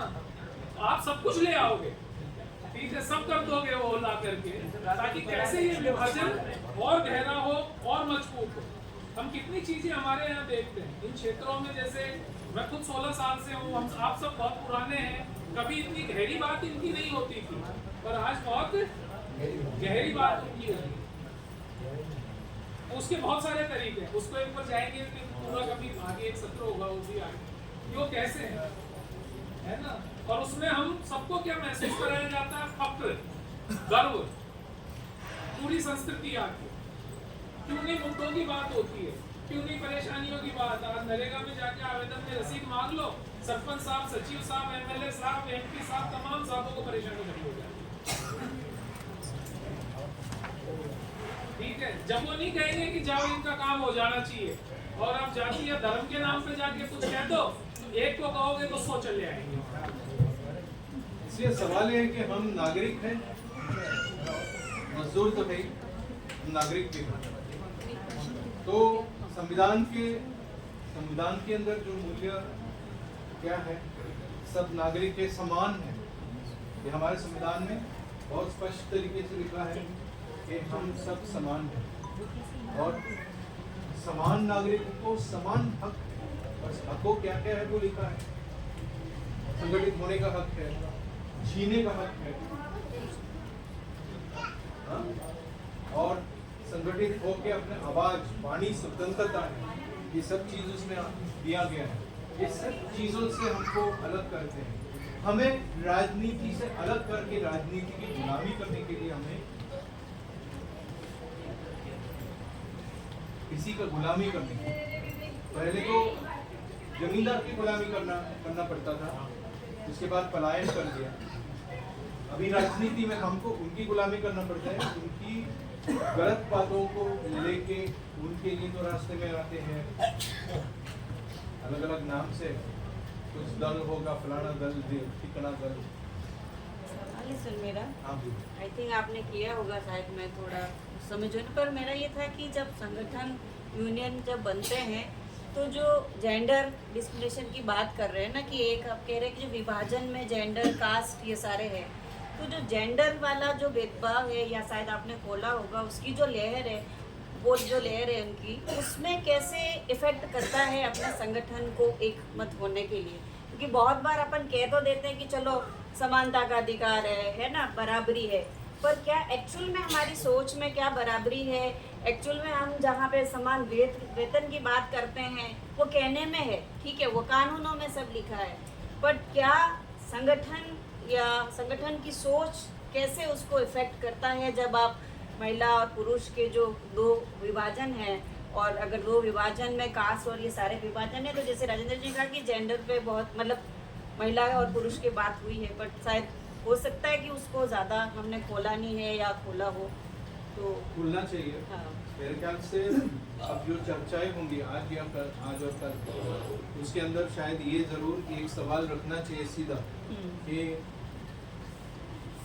महिलाओं की जो स्वतंत्रता और हक, अधिकार जो होनी चाहिए, वो रोकने से संगठन को क्या असर, क्या प्रभाव पड़ता है, उससे क्या नुकसान होता है, सीधा मैं कहता हूँ नुकसान ही था।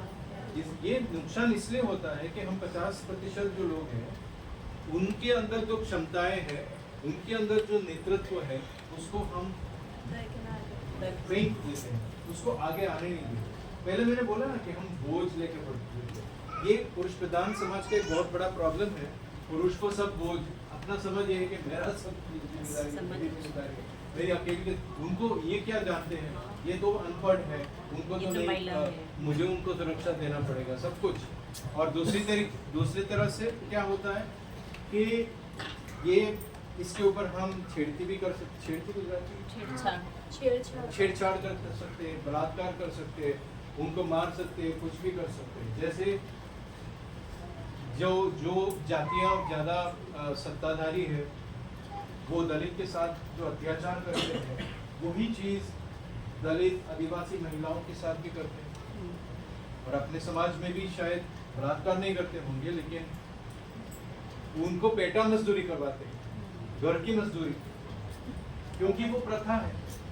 हम नहीं कहते कि आप सब लोग काम नहीं करते होंगे, आप अलग होंगे। मैं तो आम समाज की बात करता हूँ, जो दलित हो, आदिवासी, उनमें भी पुरुष प्रधान समाज की बहुत बुरी असर है। वो घर की जो संगठन में गुजरात में देखा हूँ, आपका शायद परिस्थिति अलग हो सकती है।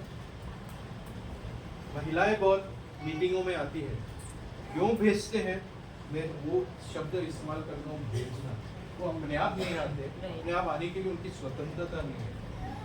कुछ लाभ मिलने की संभावना है, कुछ सरकारी लाभ, कुछ संगठन कुछ काम करते होंगे, कुछ लोन देते होंगे, वगैरह वगैरह। इसलिए वो लाभ घर में मिलता है, इसलिए महिलाओं को भेजा जाता है। बाद में महिलाएं तो अपने खुद आगे बढ़ते हैं, अलग बात है, लेकिन शुरू में भेजना पुरुष लोग भेजते हैं, क्योंकि कुछ घर में लाभ होने की संभावना है। और उसके लिए आने के लिए क्या करना पड़ता है उनको? सुबह में 4 बजे उठ के, वैसे भी 5 बजे उठना पड़ता है, कि 3:30-4 बजे उठ के रात को देर से सब काम खत्म करके रोटी बना के शाक बना के आ जाते हैं मीटिंग में और पूरा दिन मीटिंग में रहते हैं और शाम को भागना पड़ता है क्योंकि अपने भैंस या जो भी जानवर है उनका भी काम संभालना पड़ता है। इसलिए 4 बजे 4:30 बजे निकल के शाम को वो काम भी कर लेते हैं, रात को भी काम कर लेते हैं। काफ़ी पुरुष है, संवेदनशील पुरुष है, वो लोग भी काम करते हैं। जब महिला बाहर जाती है तब काम करते हैं, महिला नहीं करती। लेकिन प्रथा क्या है, प्रणाली क्या है? अगर महिला को बाहर जाना है तो घर का काम पूरा संभाल के ही जाना पड़ता है और वापस आके भी संभालना पड़ता है। वो प्रणाली है। आप में से काफी लोग तो वो बदल गए होंगे, ये तो मुझे मालूम है। आप इसलिए क्या होता है बोला हाँ? कि महिलाओं को तो हमने कहा कि वो काम करे, उनको हमने बराबरी का हक तो दे दिया, पर हमने उनको घर में कितना मदद किया इस पे लोग शायद बात नहीं करते। और क्योंकि वो डबल यहाँ से 8 घंटे शायद सुबह और शाम को करके 8 या 9 घंटे काम करती है और फिर वो 8 घंटे बाजार में जाके काम करी तो उसके काम के घंटे कितने हैं। फिर हम उसको कहते हैं कि हमने उनको समानता का दर्जा दे दिया, तो वो समानता नहीं है। तो बिल्कुल सही बात है। ये समानता की अपनी व्याख्या क्या है? ये अगले 10-15 साल के लिए हम व्यूह रचना बनाएंगे संगठन का, तो वहाँ पे ये हमारा स्थान क्या है? पुरुष प्रधान समाज के अंदर पुरुष के ऊपर और स्त्री दोनों उत्पीड़ित है। स्त्री ज्यादा उत्पीड़ित है और पुरुष एक अलग समझ के साथ पुरुष अपना बोझ उठा के चल रहे हैं और उसकी वजह से स्त्री ज्यादा और ज्यादा उत्पीड़ित हो जाते हैं और उनके नेतृत्व, उनकी कुशलताएं, उनकी क्षमताएं बाहर नहीं आती। ये संगठन, जिस संगठन में महिलाएं समान सदस्य नहीं होते, ये संगठन बिल्कुल क्या है, मजबूत नहीं है। ये सिर्फ संगठन की मजबूती की बात नहीं है, समाज के अंदर ही स्त्री अपने अधिकारों के लिए, वो अधिकार कोई दिया नहीं, अधिकार है। दलित को अधिकार कोई दिया नहीं, संविधान में लिखा हुआ है, दिया नहीं हुआ है। जो है, जो मानव है, जो पुरुष हो, स्त्री हो, किन्नर हो, जो भी हो, जो मानव है उसको अधिकार है। ये कोई भगवान ने नहीं दिया, ये कोई रामायण के, बाइबल के, कुरान ने दिया नहीं, ये दिए है। मानव जब जन्म होता है ना, तब से अधिकार तो है, कोई नहीं दिया। लेकिन हमें ऐसा समझा था कि आपको अधिकार देंगे, कोई किसी को देने वाले नहीं है। ये सब गुलामी की बात है, ये सब तबाही करने की बात है, दमनकारी मानसिकता की बात है। किसी ने अधिकार दिया नहीं, हमने आपको करने दिया। सरकार को अधिकार का संरक्षण देना। ये जो अधिकार मौजूद है कुदरत में, उसको संरक्षण करने की जिम्मेदारी सरकार को दिया है। लेकिन आप जानते हो सरकार क्या करती है? क्यों? सरकार इनके हाथ में है। इसलिए मजदूर का पहचान, मजदूर का अधिकार, ये राजनीति है। इस राजनीति से हम अलग नहीं हो सकते और इस राजनीति को हम कैसे, उसकी व्यूहरचना हम कैसे करेंगे, इसके बारे में हमको सोचना होगा। और कोई भी राजनीतिक पक्ष की बात नहीं है, पक्ष को भी हमें देखना होगा। हमें देखना होगा कि ये पक्ष क्या कह रहे हैं, मजदूर के लिए क्या कह रहे हैं, और मजदूर को पहचान को खत्म करने के लिए लोग क्या है, कर रहे हैं।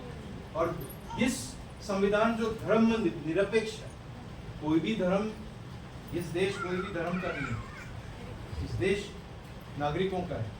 इसमें हिंदू भी है, मुसलमान भी है, यहूदी भी है, क्रिस्ती भी है, जो भी है, बौद्ध भी है और जैन भी है, पारसी भी है, सब है। ये निजी क्षेत्र है। धर्म मतलब मुझे किसी देवता में, कोई देव में या कोई भगवान, कोई माता जी में मुझे आस्था है, कोई जीसस पे, कोई अल्लाह, इसी में आस्था होगा। मेरी निजी क्षेत्र में, प्राइवेट है, मेरी प्राइवेट क्षेत्र है, मेरे अंदर की भावना है। लेकिन हमारे देश में क्या हो गया अभी, इसको पब्लिक में लाके खेल रहे, धर्मों में बांट दिया और धर्मों को लेके हम रास्ते में निकल के आए। रास्ते में क्या काम है धर्म का? ये यहाँ का निजी है, मेरे अंदर का मामला है।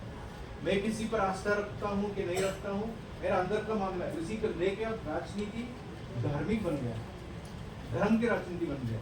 और धर्म नफरत, जो धर्म, अगर धर्म अच्छी तरह से समझते हैं, जो भगवान को अच्छी तरह से समझते हैं, भगवान प्रेम और न्याय और शांति की बात, वो भगवान है। उसको लेके एक दूसरे को मारते हैं, काटते हैं, जलाते हैं, कोई धर्म है ये? किस लिए तो फिर हमारे लोग वहां जाके इसके पीछे पड़े हैं। हमारा सम्मान के बारे में बाबा साहब अम्बेडकर ने बोला है,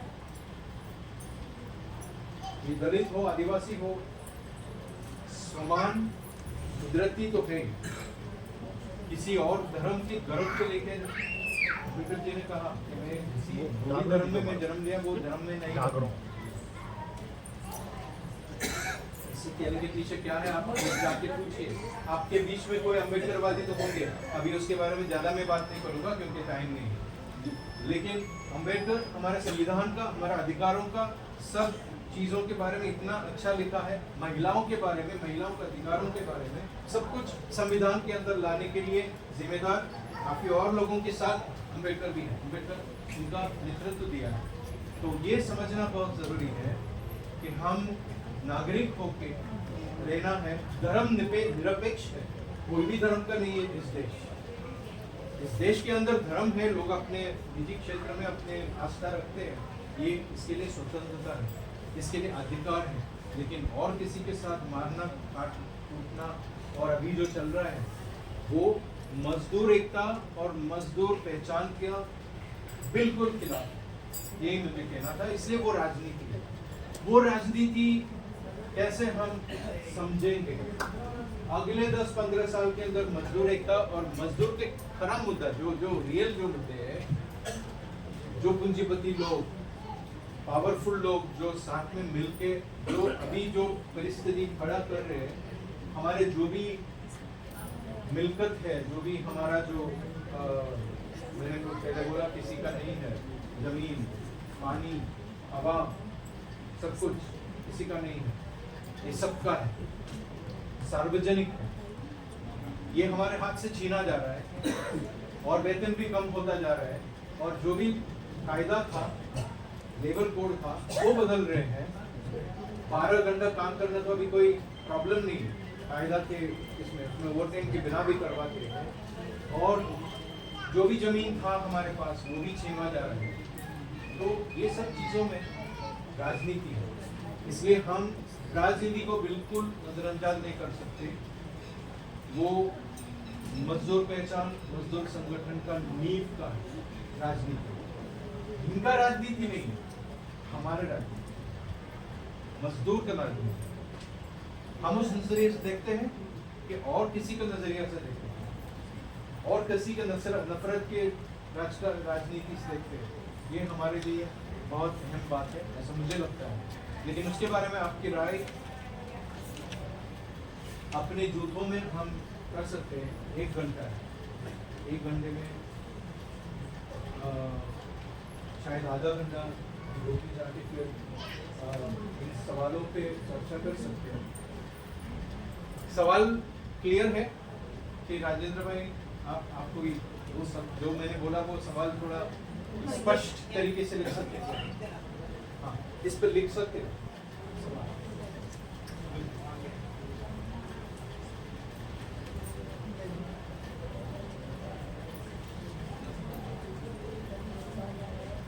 अगर किसी को मेरी भाषा की वजह से समझ में नहीं आया तो पूछ सकते हैं। महिलाओं में भी खास अगर आप लोग शायद बात आ रही है समझ में, आ रही है। एक आपके तमाम सवालों में तो मेरे हल्की सी बाबा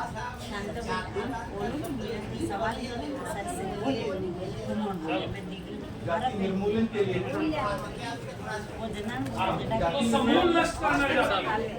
आप जाति में रह के ये सब नहीं कर सकते, जाति को खत्म करके ही कर सकते। उन्होंने जब संविधान लिखा और संविधान हमारे देश को भेंटा, तब उन्होंने एक बात बोला, हम राजकीय स्वतंत्रता तो हमें मिला, अंग्रेजों से हम स्वतंत्रता मिल चुकी है, लेकिन ये राजनैतिक स्वतंत्रता है, लेकिन सामाजिक स्वतंत्रता अभी भी नहीं है। क्यों? क्योंकि हमारे गांव में, हमारे शहरों में भी सब जातियों में बांटे हुए हैं।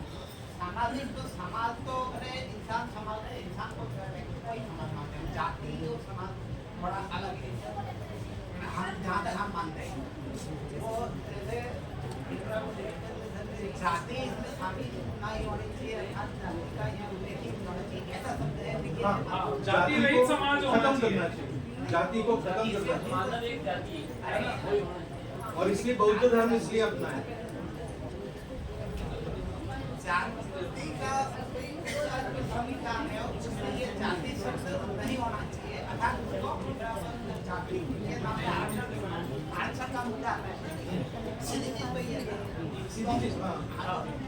उसी को आप थोड़ा नहीं सही है आपकी बात सही। एक है जाति निर्मूलन होना चाहिए, लेकिन तब तक काफी उसकी व्यूरचना है।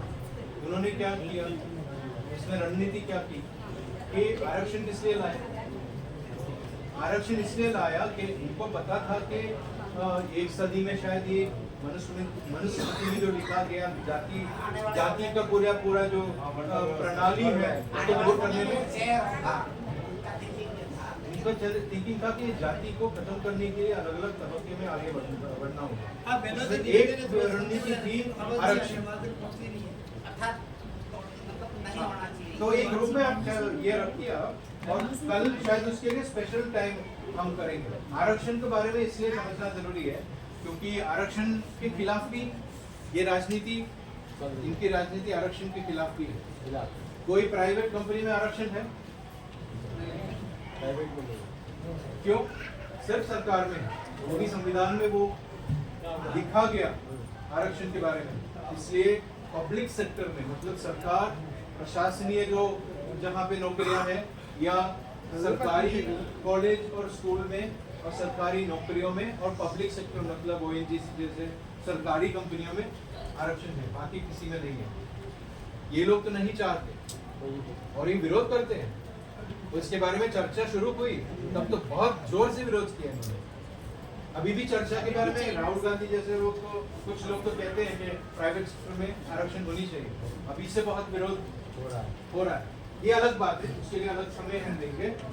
लेकिन आरक्षण की राजनीति एक व्यूहरचना थी, जाति को कमजोर करने के लिए, वर्ण व्यवस्था को कमजोर करने के लिए, सरकारी और प्रशासन में दलित, आदिवासी और OBC इन तीनों का प्रतिनिधित्व बढ़ाने के लिए, उसके लिए रणनीति थी और उससे काफी फायदा तो हुआ, लेकिन ये काम अधूरा है। तो जैसे प्रसाद भाई ने जो कहा और जो बातें हमको कहा कि किस तरह से जो हम एक संगठन के रूप में अपने आप को देखते आए, हम जो चले हैं आगे और अब जो वर्तमान में हमारे सामने जो हमने भी बात रखी थी, आप सबने भी रखी थी कि एक संगठन की मजबूती के लिए, है ना, हमको आगे कैसे बढ़ना चाहिए, हम अपने आप को कैसे देखें। इस बातचीत की चर्चा हमारी उस चर्चा के साथ शुरू हुई थी, ठीक है ना।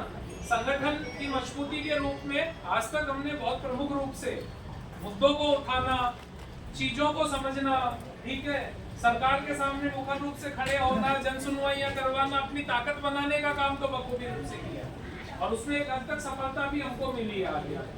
लेकिन संगठन गहराई के साथ आगे बढ़े। आज हमारा भी एक स्ट्रगल है ना कि हम लोगों को कैसे जोड़ें।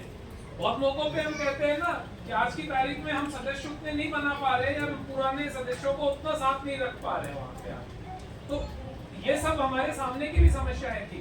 तो ये है ना कि संगठन की मजबूती के लिए कौन से और ऐसे कारक हैं जो बहुत जरूरी हैं, बड़े गहरे हैं और उनका असर बड़ा दूर तक होता है, अलग तरह से होता है, वो नजरिया बनने की बात भी है हमारी। तो हमारे सामने अब सवाल ये है कि एक संगठन के रूप में अब हम अपने आप को कैसे देखते हैं, हमारी आगे की प्राथमिकताएं क्या होनी चाहिए। जो आज की बातचीत से भी हमको लगा पूरा आकर के कि एक मजदूरों के रूप में हमारी ताकत ज्यादा हो, ठीक है ना, एक नागरिक संगठन के रूप में हमारी ताकत और मजबूत बने। तो उसके लिए आने वाले समय में हम एक संगठन के रूप में क्या करते हुए दिखेंगे या क्या करने की हम सोचते हैं, क्या हमारी प्राथमिकताओं पे है ना। तो वो चीज हमारे लिए सोचने की बात है। तो हम वो चीजें अब ग्रुप में बट के थोड़ा सा एक बार जल्दी से हम ग्रुपों में बट जाएं और कुछ विषय पे हम लोग कुछ चर्चा करें ग्रुपों में आके और फिर हम लिखें, उसके ऊपर हम कुछ चर्चाएं करें। लिखने से ज्यादा महत्वपूर्ण है चर्चा करना हमारा अपना, कि अभी की जो हमारी सारी बातचीत हुई है उसमें ये सब चीजें कैसे हमारे उद्देश्य, लक्ष्य या ढांचे को मजबूती देंगी। तो कौन कौन सी ऐसी चीजें हैं जो आने वाले समय में संगठन के रूप में हम प्राथमिकता पे अपनी रखेंगे। अब जरूरी नहीं, वो हो सकता है उन पे हमको बहुत समझ भी बनाने की जरूरत हो, पर अगर हम हमारे विषयों को तय करते हैं एक बार, तो फिर हम आगे की हमारी अपनी रणनीति भी वैसे बना सकते हैं। हो सकता है किन्हीं विषयों पे हमें बहुत समझने की जरूरत हो सकता है कुछ सवाल जो है वो तुरंत हमारे सामने उठ के आए हो इस बातचीत से, जैसे एक दो मेरे मन में तुरंत आए और वो सवाल भी खड़े हुए कि ये क्यों नहीं है, इस पे हम मुखर क्यों नहीं है अभी तक आके, ठीक है। तो वो मैं नहीं कहूँगा, शायद आपके मन में भी आए होंगे वो चीजें आके, तो हमको उस पर चर्चा करनी है। एक छोटा सा नहीं बड़ा मुद्दा है, लेकिन ज़्यादा 2 मिनट में कहूँगा। आदिवासी समाज के काफ़ी लोग होंगे आपके यूनियन में। एक पूंजीपति का एक बहुत बड़ा साजिश आज हो रहा है। बस सब जगह पे अभी जमीन सब लिया गया है, जहाँ पे उद्योग लगाया है, वो खेती के लिए जो अच्छी है वो जमीन तो खेती पर जा रहे, खेती की जमीन भी ले रहे हैं लोग, लेकिन अभी बचा है पहाड़ और जंगल।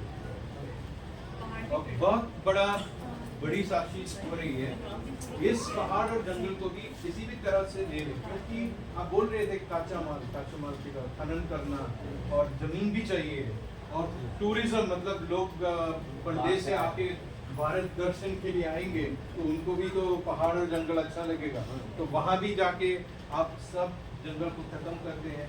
वो जंगल को सुरक्षा मतलब रक्षण देने के लिए काफ़ी अच्छे कायदे कानून है। फॉरेस्ट राइट्स एक्ट, जंगल वन संरक्षण कायदा है, वन संरक्षण के लिए कानून है, और वन के अंदर जो अलग अलग प्रकार के जो वृक्ष और पक्षी और मृग और ये सब, उनको रक्षण देने के लिए भी कायदे हैं। डाइवर्सिटी एक्ट, जिसको जैविक विविधता के लिए कायदा बनाया है, अलग अलग प्रकार के हमारा जो जंगल या अमानत है उसको सुरक्षा देने के लिए। ये सब आज तक कैसे टिकते रहे आदिवासी की वजह से। आज भी जहाँ आदिवासी है वही जंगल है, बाकी जंगल तो खत्म कर दिया है। जहाँ आज जंगल और पर्यावरण में जो सुरक्षा मिला है तो आदिवासियों की वजह से मिला है। उस आदिवासियों को शायद मजदूरी करवा के कटवाए होंगे और उनको शायद जेल में भी भरा होगा, लेकिन सुरक्षा दिया है आदिवासी। और अभी ये भी खतरे में, क्योंकि पूंजी का एक स्वभाव है। पूंजी को क्या है, फैलाना पड़ता है। अमेरिका में जो पूंजी है तो भारत तक पहुंचते हैं, श्रीलंका तक और बांग्लादेश तक, और वहाँ जहाँ मजदूरी कम मिलते हैं, कम वेतन वाले मजदूर मिलते हैं, वहाँ पे लोग उद्योग लगाते हैं। जहाँ पे प्राकृतिक कुदरती जो मिलकत है, वन, जंगल, जमीन और समुंदर मतलब दरिया, ये सब जहाँ भी मिलता है वहाँ पे लोग पहुँच जाते हैं।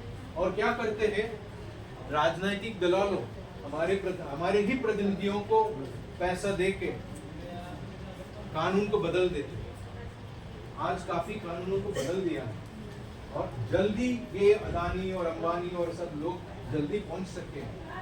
ये कुदरती जो मिलकत की ओर, जंगल, जमीन, दरिया, सब तक पहुंच के वो हस्तक करने के लिए ये लोग जल्दी आगे बढ़ रहे हैं।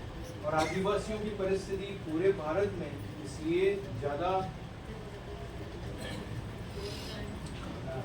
खराब होती जा रही है। इसलिए मुझे लगता है कि मजदूर संगठन का भी अब इसके बारे में भी गौर करना चाहिए क्योंकि यहाँ आदिवासी इलाके हैं जयपुर में भी और काफ़ी दक्षिणी राजस्थान में काफ़ी आदिवासी इलाकों में यही प्रॉब्लम आपको दिखाई देता होगा। लेकिन जो भी हो रहा है वो आकस्मिक नहीं है, कुदरती नहीं है, वो एक साजिश है। ये पूंजीवादी साजिश किसी को पता ना चले इसलिए धर्म को लेके और जाति को लेके एक दूसरे को लड़ा रहे हैं। ये शायद हमको ये मुद्दा शायद हमको चर्चा करनी है।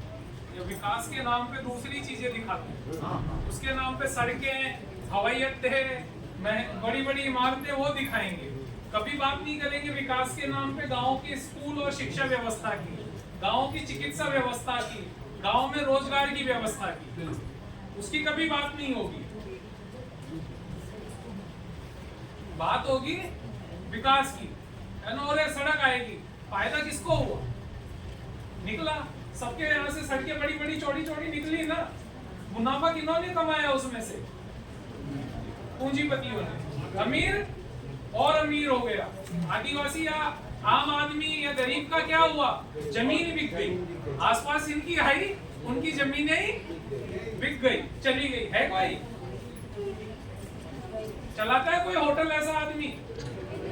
हाँ, मुड़ा बागिया बड़ा सा किला है कुंभलगढ़ का, लीलाबाई ये सबके यहाँ पे है, किसी की होटल है वहां पे तगड़ी तगड़ी? हाँ, यो तो भाई अनी गाँव रो यो गमेती है, यो अनी गाँव रो यो अपने खरवट यो कोई असो आदमी है, यो गाँव रो असो है जंडरी है, होटल है अड्डा है कोई बना रहे? सब गया। तो ये पूरा खेल होता है और लगने को क्या लगता है? वाह वाह बहुत बढ़िया हो रहा है, अब तो उद्धार हो जाएगा, है ना। उसको लाया वैसे ही जाता है। आप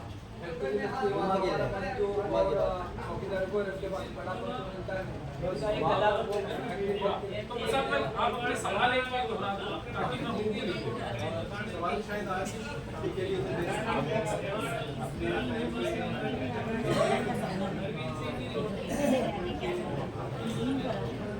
हम आने वाले समय में शायद बोल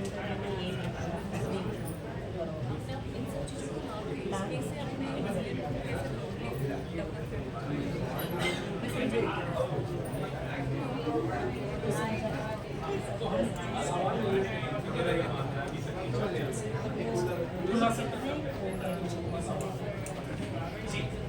तो हमारे मन में बहुत सवाल भी आ रहे होंगे, है ना। थोड़ा सा सब ऊंचे नीचे होने लग गए। हाँ, तो 5 मिनट छुट्टी की जरूरत है। हाँ, 5 मिनट का मतलब है 10 मिनट। 5 में तो नहीं होगा, तो हम जल्दी से 10 मिनट में पानी पेशाब करके वापस आ जाए। देखो प्रसाद भाई हमारे साथ थोड़े समय ही है, ठीक है ना, और हमारे मन में बहुत सवाल खड़े हुए होंगे इनकी बातचीत से। तो उन सवालों के जवाब इनसे और थोड़ी चर्चा भी करेंगे। तो जल्दी से हम 10 मिनट में आ जाएंगे, जल्दी से।